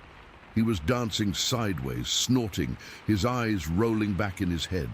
He was trying to bolt. I wrestled him back under control, my own fear giving me a desperate strength. When I got him settled and looked back up the slope, it was gone, just gone. The patch of thicket it had been heading for was empty. The woods were silent again. The only evidence was the panicked horse under me, and the phantom image burned into my eyes. I didn't wait, I didn't investigate. I turned Gus, and I kicked him into a fast trot, then a lope. I didn't care if it was rough on him. I had to get out of there. I kept looking back over my shoulder, expecting to see that black, shaggy shape following me, but there was nothing, just the empty, watching woods. The rest of the ride out was a blur of fear and adrenaline. Every snap of a twig, every rustle in the bushes made me jump. I kept my rifle across my lap, my finger near the trigger, something I almost never did. Gus was still spooked, his ears constantly swiveling, his body tense. I made it back to the truck and trailer at the trailhead as the sun was dipping behind the mountains. I loaded Gus up, my hands shaking so bad I could barely get the hitch secured. I drove straight back to town, not stopping for anything. I never told Vern. I never told the dudes. Who would I tell? What would I say? Hey, I think I saw Bigfoot. They'd have laughed me out of the state. I tried to rationalize it for years. A weird bear, a guy in a fur suit, though what the hell a guy in a fur suit would be doing 11 miles back in the Wyoming wilderness in the 1970s, I have no idea. But I know what I saw. I know what I heard. The sound that filled the valley, a sound of something so powerful it defied belief. And then, weeks later, the horses smelling a grizzly that wasn't there, the deer bolting in sheer terror, and that thing, that black, upright, smart thing running on two legs, using the cover of the thickets, its long arms swinging. It wasn't a bear. It was something else, and the most chilling part, the part that still keeps me up some nights, is the connection. The moment I saw it, I knew. I knew that the sound and the creature were the same, and I knew with a cold certainty that I had been in the presence of something that wasn't supposed to exist, something that walked the deep woods and knew how to hide, something that could scream a challenge that echoed for miles, and something that, for 30 seconds, let me see it before it vanished back into the shadows for good. Story 16. We started super early on May 16th, like just as the sun was starting to peek over the mountains. The air was crisp and cool, and you could smell that fresh pine and damp soil everywhere. It's one of those smells that just makes you feel alive, you know. Jason and I had been planning this trip for weeks. We're both pretty experienced hikers. We've done a bunch of trails in the Rockies and stuff, but this area was new to us. We wanted to get off the beaten path, so we picked an old game trail that wasn't on any of the main maps. It felt like we were the only people for miles, which was part of the appeal. The trail was rough, really rugged. We were climbing over fallen logs and pushing through thick underbrush, but it was beautiful. The trees were so dense that the sunlight only came through in little patches, making everything look kind of magical. We could hear birds chirping and the occasional rustle of squirrels, but otherwise, it was quiet, peaceful. I remember thinking how lucky we were to have this place to ourselves. Jason was ahead of me, and we weren't talking much, just enjoying the hike. Every now and then, one of us would point out a cool rock or a weird-shaped tree, but mostly we were lost in our own thoughts. By midday, we were both getting hungry, so we decided to stop for lunch. We'd been following this trail for hours, and it started to open up into a small clearing near a creek. You could hear the water babbling, and it sounded so refreshing. We found a spot where the ground was flat and dry under a big pine tree, and we dropped our packs. I remember pulling out my sandwich and just taking a deep breath, feeling the sun on my face.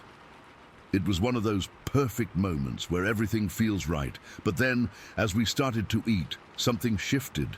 The air changed. It's hard to describe, but it was like the woods went dead silent all of a sudden. No birds, no rustling, nothing. Just this heavy, eerie quiet. I looked at Jason, and he had this puzzled look on his face too. We both kind of froze, listening. Then we decided to head down toward the creek to refill our water bottles. That's when it hit us.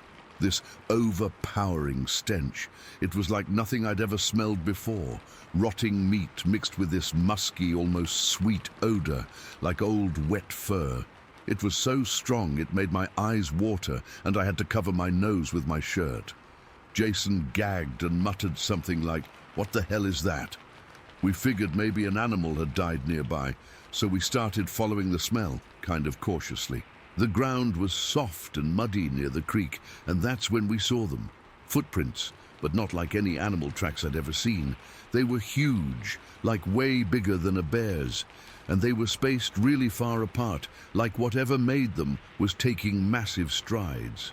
Each print was deep, sunk into the mud, and they had this weird shape, almost human-like, but with toes that were too long and spread out. I got down on one knee to look closer, and my heart started pounding.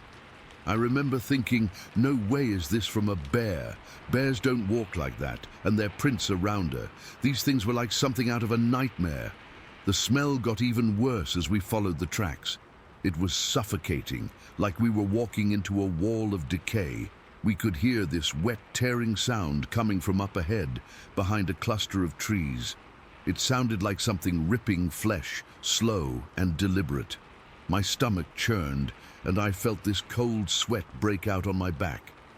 Jason whispered, maybe we should turn back, but I was too curious, or maybe stupid. I had to see what it was.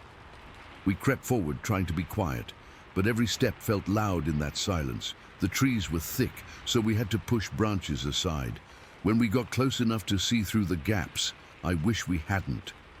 There, crouched over what looked like a dead elk, was this massive, hair-covered creature. It was huge, like over 7 feet tall even while it was bent over, with dark, matted fur that was caked in blood and dirt. Its back was to us at first, and I could see its shoulders moving as it tore into the elk with its hands, or whatever they were. They looked like big, thick fingers, but with claws. Then it turned its head, and I saw its face. It was broad and kind of human-like, but not quite. The eyes were deep-set and dark, almost black, and they seemed to stare right through us. Time just stopped. I couldn't move, couldn't breathe. It felt like those eyes were locking onto mine, and there was this intelligence in them that was terrifying. Not like an animal, but something else. It let out this low grunt that vibrated through the air, and I felt it in my chest, like a drumbeat.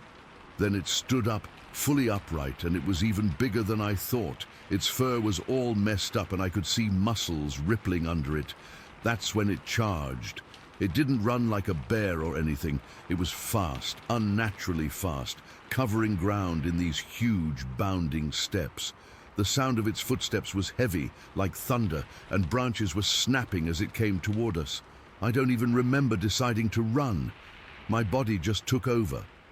Jason and I bolted, scrambling uphill as fast as we could. My legs felt like jelly, and I was gasping for air, but I didn't look back. I could hear it behind us, crashing through the trees, and that grunting sound kept coming, getting louder. The whole time my mind was racing. I kept thinking, this can't be real, this can't be happening. But the fear was so raw, so physical. I could feel my heart slamming against my ribs, and my lungs were burning. Every time I slipped on loose rocks or got caught on a branch, I thought it was over. Jason was right beside me, and I could hear him panting, his face white with terror. We didn't say a word to each other. We just ran, driven by pure instinct. Somehow, we made it to the ridge where we'd started our descent earlier. I risked a glance back, and I saw it standing at the edge of the trees, just watching us. It didn't follow us up the ridge, but it didn't need to. The look in its eyes was enough. It was like it was letting us go, but not because it was scared, more like it was marking us or something. I don't know, that might sound crazy, but that's how it felt. We didn't stop running until we reached our truck, which was parked a couple miles away down a dirt road. I fumbled with the keys, my hands shaking so bad I could barely get the door open. Jason jumped in and we peeled out, kicking up dust and gravel. We drove for what felt like hours, without saying anything, just staring straight ahead. The whole way back, I kept expecting to see it in the rearview mirror, but there was nothing. A few days later, we went back with another friend who's a hunter, just to see if we could find any evidence. But when we got to the spot, the elk carcass was gone. Completely.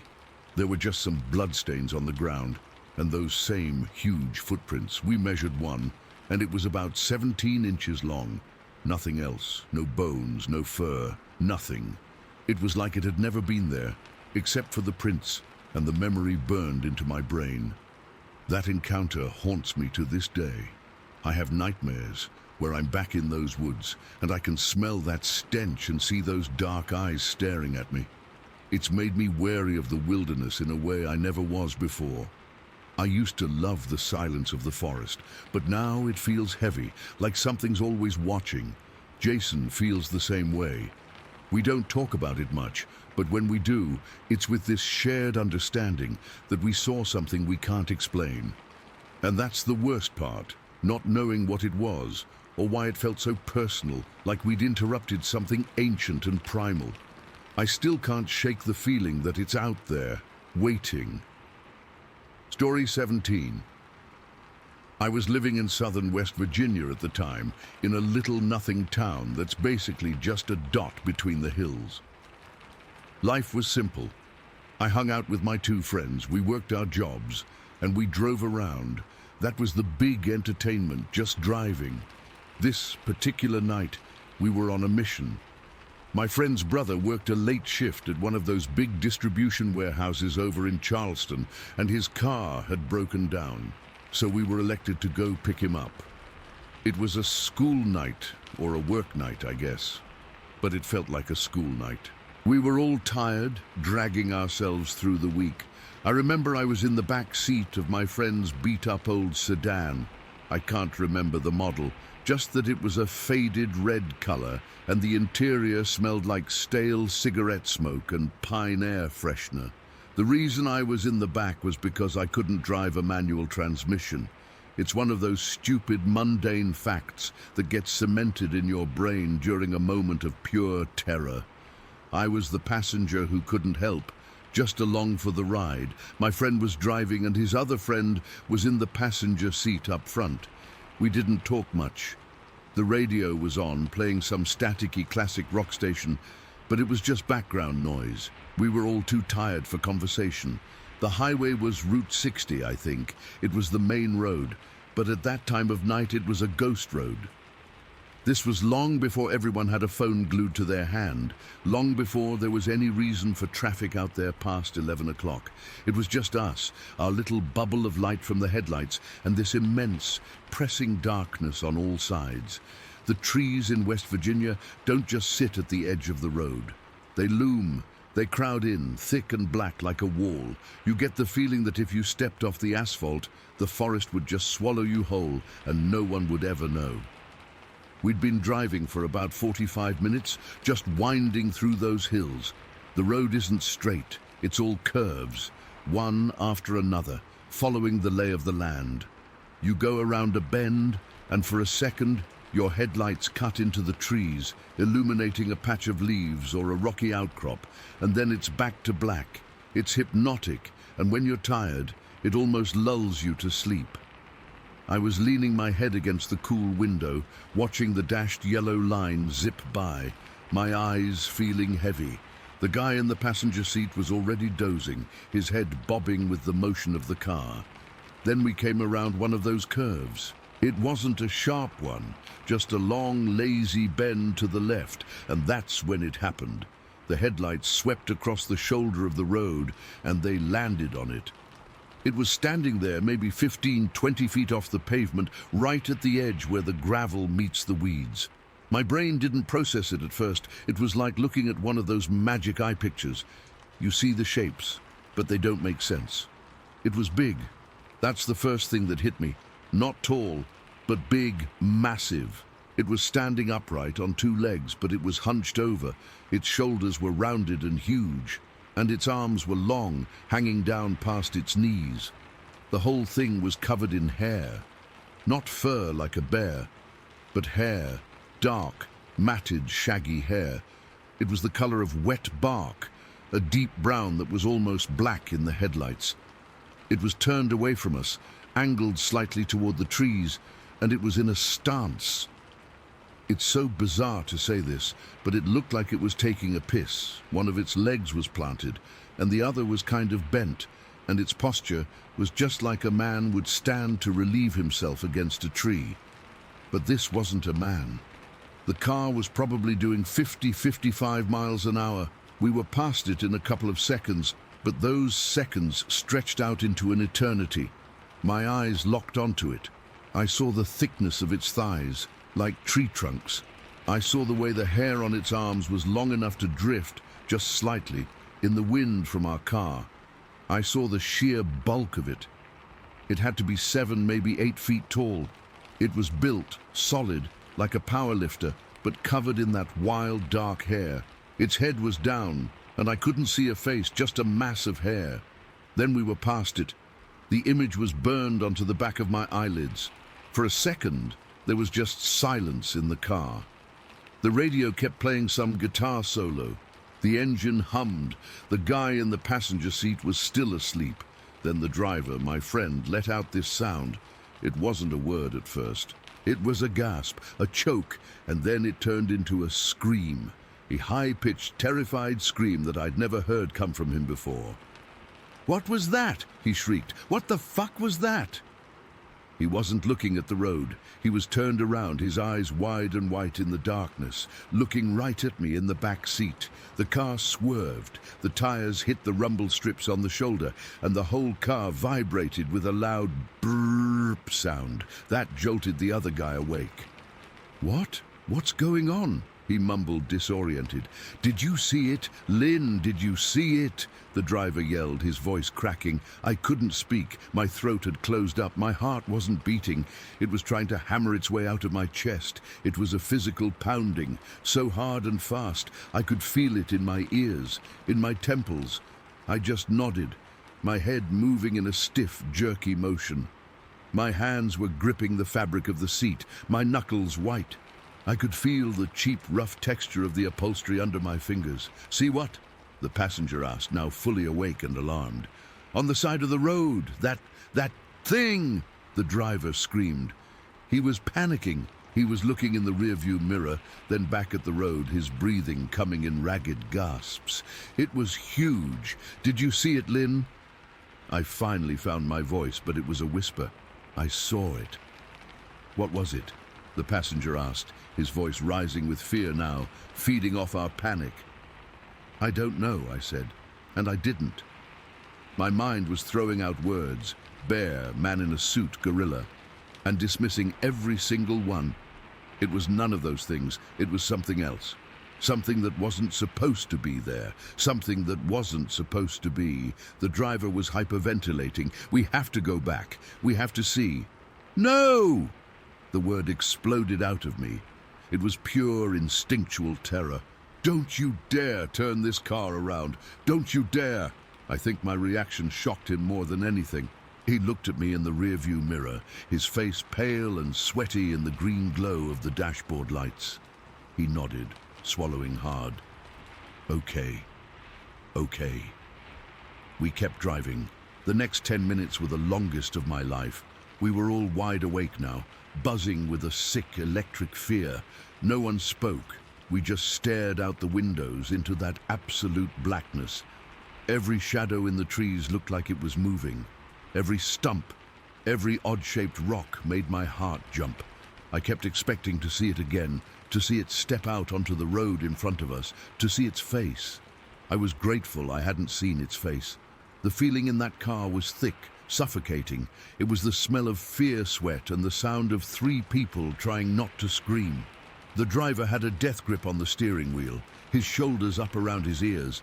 The passenger was twisted in his seat, staring out the back window, as if he expected it to be chasing us, loping after the car on those powerful legs. We finally saw the lights of a gas station up ahead, a little oasis of fluorescence in the darkness. The driver didn't even signal. He just swerved into the lot and slammed on the brakes. We all sat there for a minute, the engine running, just breathing. "We're not going to Charleston," the driver said. His voice was flat, drained. "We have to get your brother," the passenger said. But it was a weak protest. "I'll call him. He can get a cab. I'm not driving another mile on that road tonight." None of us argued. We went into the gas station. and I remember how unnaturally bright it was. The fluorescent lights buzzed overhead, highlighting the grime on the floor and the tired face of the cashier. We must have looked a sight. 3 kids, pale and shaking, buying a pack of cigarettes we didn't need, just to have an excuse to be inside. The driver used the payphone on the wall to call his brother. I couldn't hear what was said.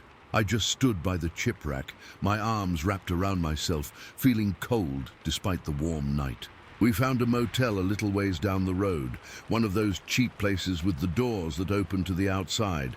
We got 1 room with 2 double beds. We didn't discuss it. We just did it. None of us wanted to be alone. We piled into that room with its ugly floral bedspreads and the smell of mildew and disinfectant. We didn't turn the TV on. We just sat there on the edges of the beds, not talking. Every time a truck rumbled by on the highway, we'd all flinch. Every creak from the building made us look at each other. We were waiting for something, a scratch at the door, a shadow at the window. Nothing happened. The night just went on, silent and normal, outside our little room of terror. I don't think any of us slept. I know I didn't. I just lay there on the scratchy sheets, staring at the ceiling, seeing that thing over and over again in my mind. The way it stood, the sheer size of it, the way the hair on its arms moved. It was those small details that made it real. A made-up monster is just a blurry shape. This was specific. This was a creature that had weight and presence and a life. It was going about its business in the woods, and we had blundered into its world with our headlights and our noise. The next morning we drove back in the bright, unforgiving sunlight. The road looked completely different. It was just a road. The trees were just trees. We saw the curve, and we all fell silent again. The shoulder was just a shoulder, with some crushed beer cans and tire marks. There was no sign, nothing. We drove the rest of the way home in a heavy, unspoken agreement. We never, ever talked about it. Not that day, not the next week, not for years. It was like if we didn't say the words, it couldn't be real. We could pretend it was a shared hallucination, a trick of the light in our tired minds, but we all knew. I saw it in their eyes sometimes, a flicker of that same primal fear when the subject of the woods came up. We knew what we saw. It's been decades now. Life went on. I got married, had a daughter. For years, I avoided anything to do with Bigfoot or Sasquatch or whatever you want to call it. If a TV show came on, I'd change the channel. If someone brought it up in conversation, I'd find an excuse to leave the room. That fear was like a live wire, and I didn't want to touch it. Then, a few years ago, my daughter got interested in cryptids. She was reading books about them, watching documentaries. She asked me what I thought, if I believed in that stuff, and I couldn't lie to her. I told her the whole story for the first time ever. Saying it out loud was like pulling a thorn out of my mind that had been festering for 20 years. The fear was still there, but it was different. It was a confirmed thing now. It happened. That jolt of terror from that night is still vivid. It's not a memory you recall. It's a memory you relive. I can still feel the thrum of the car engine, see the tunnel of our headlights. And then that sudden, impossible shape illuminated for a split second. I can feel my heart trying to escape my ribs. I can remember how it towered, how it was just there. A piece of a world we're not supposed to see, standing on the shoulder of a West Virginia highway like it owned the place, and the way the hair on its arms drifted in the wind of our passing. That's the detail that haunts me the most, I think. It was so real, so mundane, and so utterly, terrifyingly wrong. Story 18. I was 14 years old when this happened, and even now, thinking back on it, my heart starts to pound a little faster. It was one of those hot, sticky summer days in Georgia where the air feels thick and heavy, like you're breathing through a wet blanket. My friend and I had this routine. We'd grab our bikes after breakfast and head out to this creek bottom not too far from where we lived. We'd been going there for months, ever since we discovered it while exploring the woods behind my house.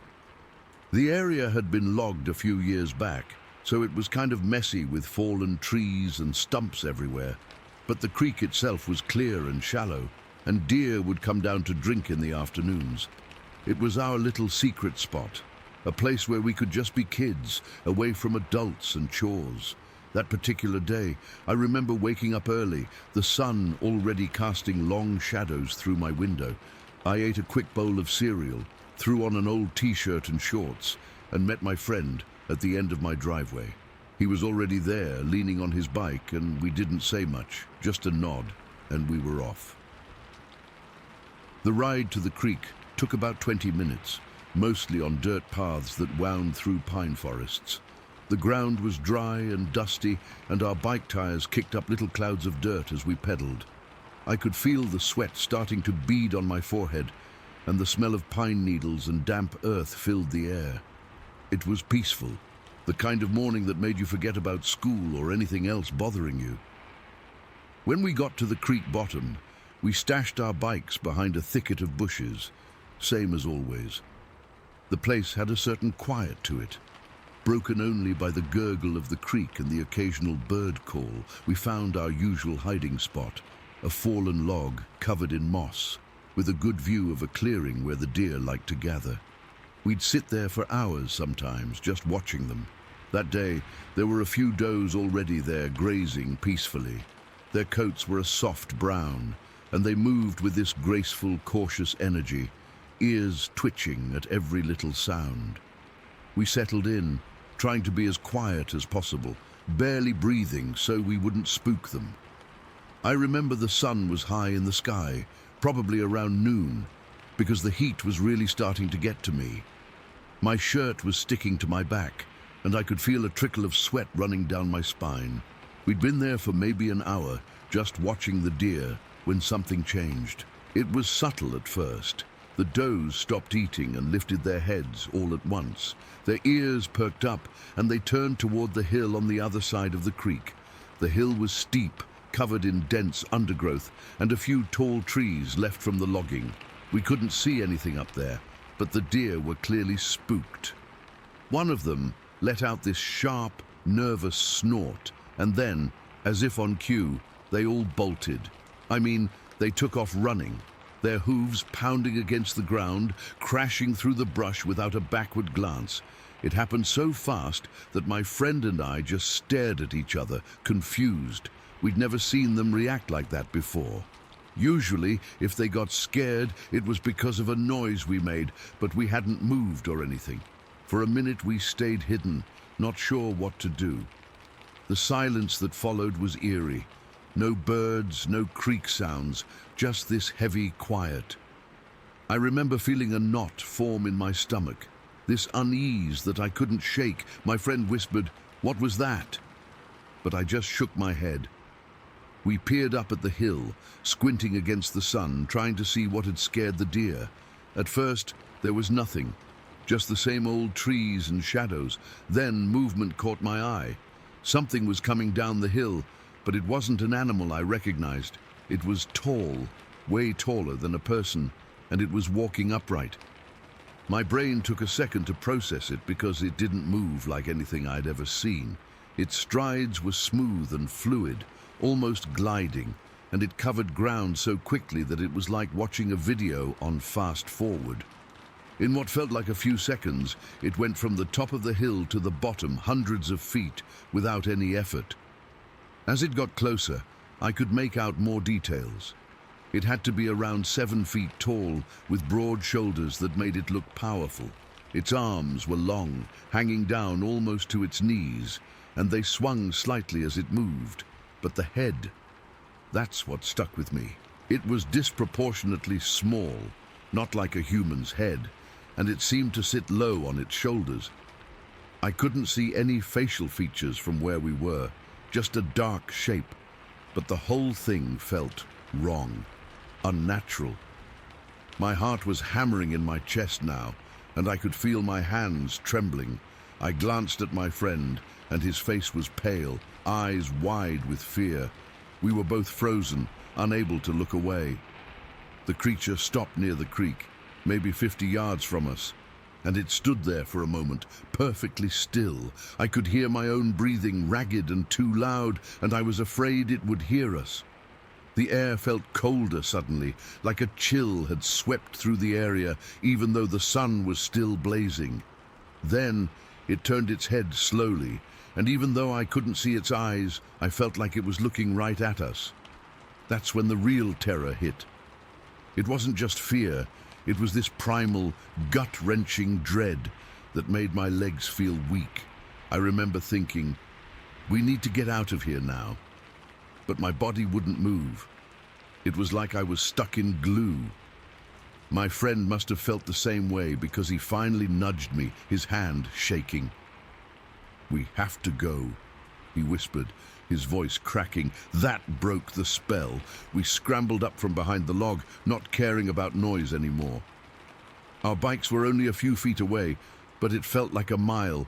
I stumbled over a root, my knees scraping against the ground, but I didn't even feel the pain. All I could think about was that thing behind us. I risked a look back, and it was still there, just standing.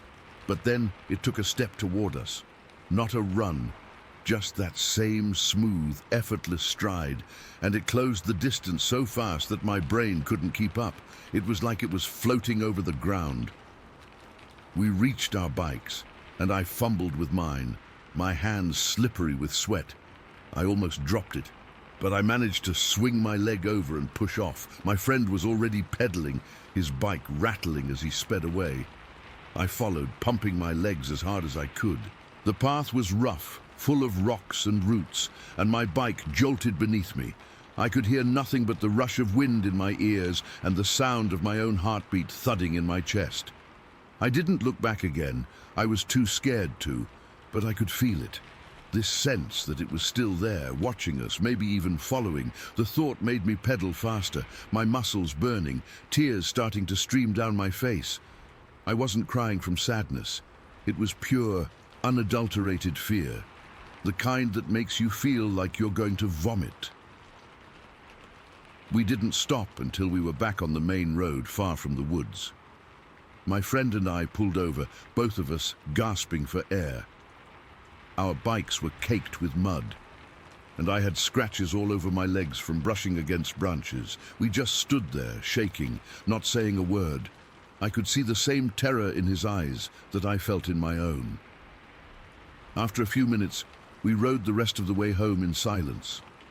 When we got to my house, we didn't go inside.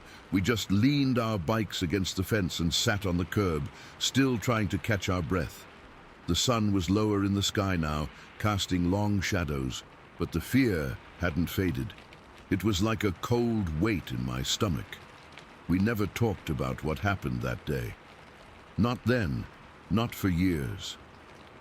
My friend went home, and we avoided each other for a while, which was weird because we'd been inseparable. I think we were both too scared to bring it up, like saying it out loud would make it real again. I started having nightmares, waking up in a sweat, seeing that thing in my dreams. My parents noticed I was acting different. I didn't want to go outside much, and I'd jump at every little noise. They asked if something was wrong, but I just shrugged and said I was tired. How could I explain it? Who would believe me? We never went back to that creek bottom, not even during the day. If we had to go near those woods, we'd take the long way around. As we got older, we drifted apart, partly because of that day, I think. It took over 2 decades before I finally mentioned it to someone else, and even then, it was hard to get the words out. I still don't know what we saw. Was it some kind of animal, a person in a costume? Nothing fits, the way it moved, the size of it. It wasn't human, and it wasn't any animal I've ever heard of. To this day, if I close my eyes, I can see it standing there. And that fear comes rushing back. I'll never forget that summer day, and I'll never have an explanation for what happened. It's just this thing that hangs in the back of my mind, a memory that still gives me chills. Story 19. We got there just before the sun went down. the air already getting that nighttime chill. I remember the smell, that damp, earthy smell of the creek bank mixed with the pine from the woods. We set up our folding chairs right at the water's edge, the gravel crunching under our boots. I had a big thermos of coffee. He had a soda. The rods were already rigged up, so we just cast out into the slow-moving current and let the silence settle over us. That's what I loved about it, the silence. It wasn't empty, it was full. Full of the gurgle of the water, the occasional plop of a fish, the rustle of leaves in the breeze. It felt like ours.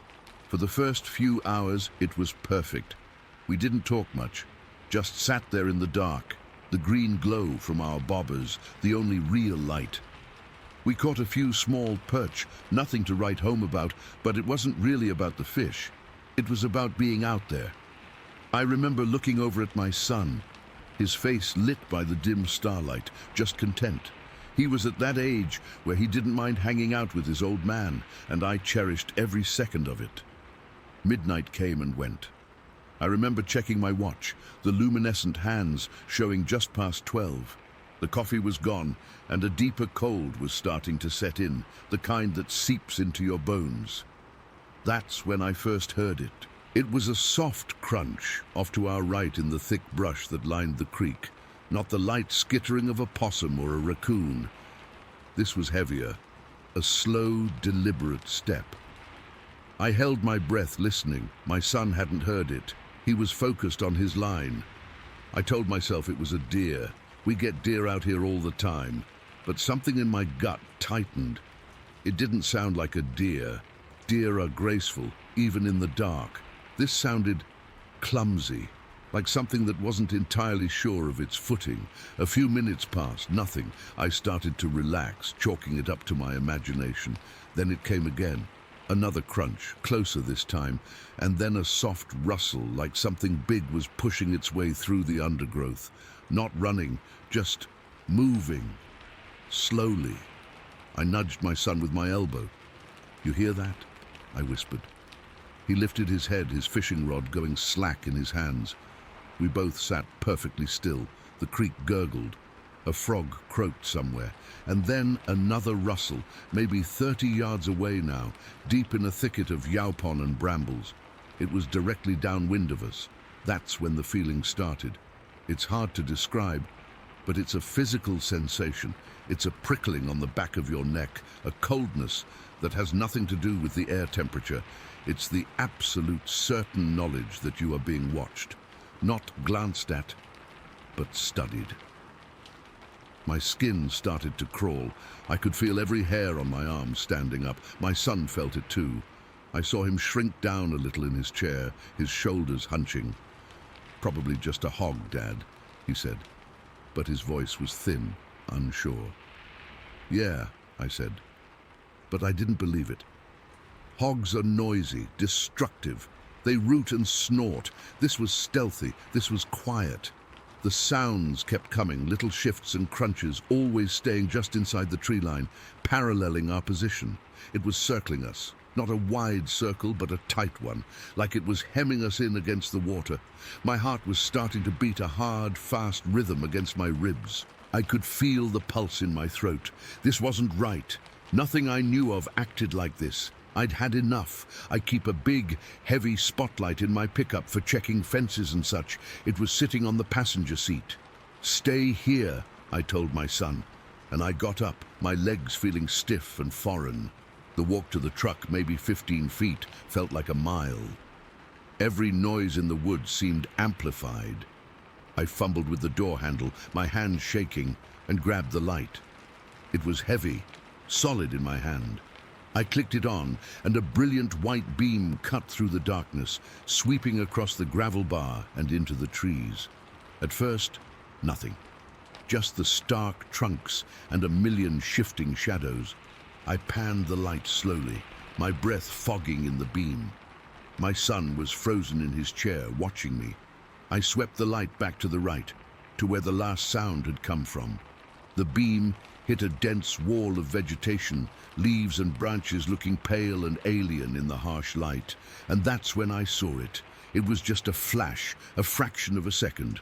The light caught something about 5 feet off the ground, nestled in the branches. It wasn't a full face. It was the lower half of one. I saw a dark, leathery-looking chin and a wide, lipless mouth, and just above it, the briefest glimpse of a deep-set eye, reflecting the light back at me with a dull, reddish glow. It was there, and then it was gone. The light was on empty branches, but the image was burned into my brain. That wasn't an animal, that wasn't a bear or a hog or a person. The shape of it, the placement, it was all wrong. A chill, cold and sharp as an ice pick shot straight down my spine. My stomach dropped. "Get behind the truck," I said to my son, and my voice was a harsh croak I didn't recognize. He didn't argue. He scrambled out of his chair and ducked behind the pickup's bed. I kept the spotlight trained on that spot, my finger trembling on the button. The woods had gone dead silent. No frogs, no insects, no rustling leaves. It was a vacuum of sound, and it was worse than the noises. The silence was heavy, pressing down on us. We stood like that for what felt like an hour, but was probably only a minute or two. Me with the spotlight, him crouched behind the truck. Nothing moved. The only sound was the frantic thumping of my own heart in my ears. I started to think maybe I'd imagined it. Maybe it was a trick of the light and shadows. The fear began to recede, just a little, replaced by a shaky embarrassment. And then it happened. From that exact same spot in the brush, there was a sound I will never forget. It was a snap, not a twig breaking underfoot. This was the sound of a branch, a thick one, maybe 2 inches in diameter, being broken, not stepped on. Broken, like someone had taken it in 2 hands and snapped it over their knee. It was loud, impossibly loud in the silence, a crack that echoed off the water. Before the echo even died, something moved. It wasn't the thing in the woods. It was in front of us, between us and the creek, a light blur, a distortion in the air, like heat haze on a road, but it was cold. It zipped across my vision, too fast to focus on, from the tree line to a point just a few feet out into the water, and then the world exploded. There was a massive, concussive splash. It wasn't something falling in. It wasn't a log rolling off the bank. It was as if someone had taken a 50-pound boulder and hurled it into the creek with all their might, right where that blur had ended. A wall of water erupted. Freezing, muddy creek water hit us like a physical blow. It drenched me, my son, the chairs, the fishing gear. I was blinded for a second, sputtering, the taste of mud and algae in my mouth. The force of it knocked me off my feet. I landed hard on my back on the gravel, the spotlight flying from my hand and shattering against a rock. My son screamed a short, sharp cry of pure terror. I saw him sprawled on the ground, soaked and shaking. My mind just broke. There was no thought, only a raw, primal instinct. I scrambled backwards on my hands and heels, my wet clothes clinging to me, the gravel digging into my palms. My .357 Magnum was in a holster on my hip. I never go out here without it. Coyotes mostly. I fumbled for it, my fingers numb and clumsy. I got it out, the weight of it familiar and solid. I didn't aim at anything. I didn't even look. I just pointed the barrel at the mudbank a few feet away and pulled the trigger. The bang was deafening. The muzzle flash lit up the entire creek bank for an instant, a strobing orange-white light that showed our terrified faces and the churning water. The recoil jarred my arm, a sharp, comforting pain, and in the ringing silence that followed the gunshot, we heard it. From the tree line, from the exact spot we'd been watching, there was a sound of something enormous moving. It wasn't walking, it was crashing. It was the sound of a bulldozer plowing through the forest. Branches splintered, small trees snapped, the undergrowth was just torn apart, and it was moving fast, unbelievably fast. The sound of it crashing through the brush receded at a speed I cannot comprehend. It wasn't running on 2 legs or 4.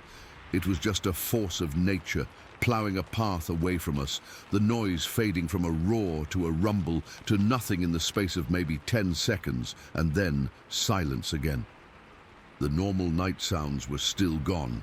We didn't speak. We didn't look at each other. We just moved. I shoved the revolver back in its holster with shaking hands. My son was already grabbing the fishing rods, his movements frantic.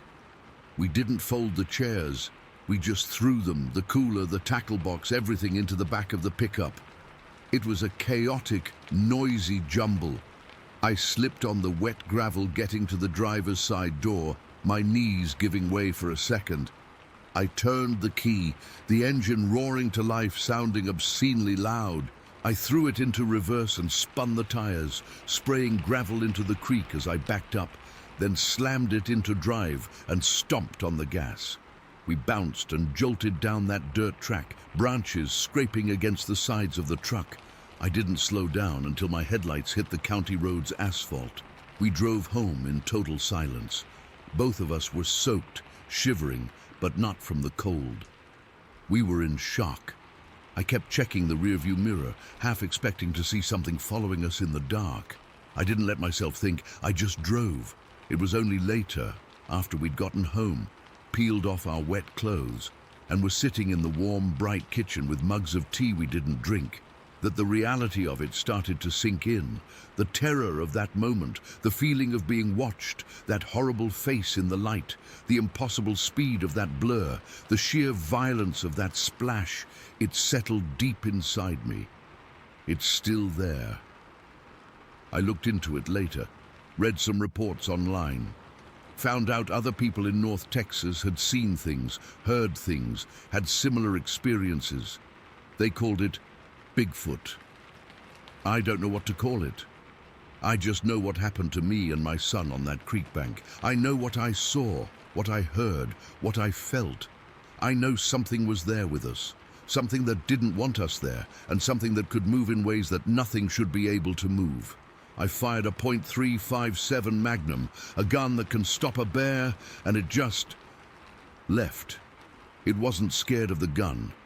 It was just done with us. We never went back to that spot. My son doesn't like to talk about it, and to this day, more than 20 years later, if I close my eyes, I can still see that lipless mouth in the spotlight, and I can still feel that freezing wall of water hitting me. And I know, with a certainty that chills me to my core, that we were not alone out there.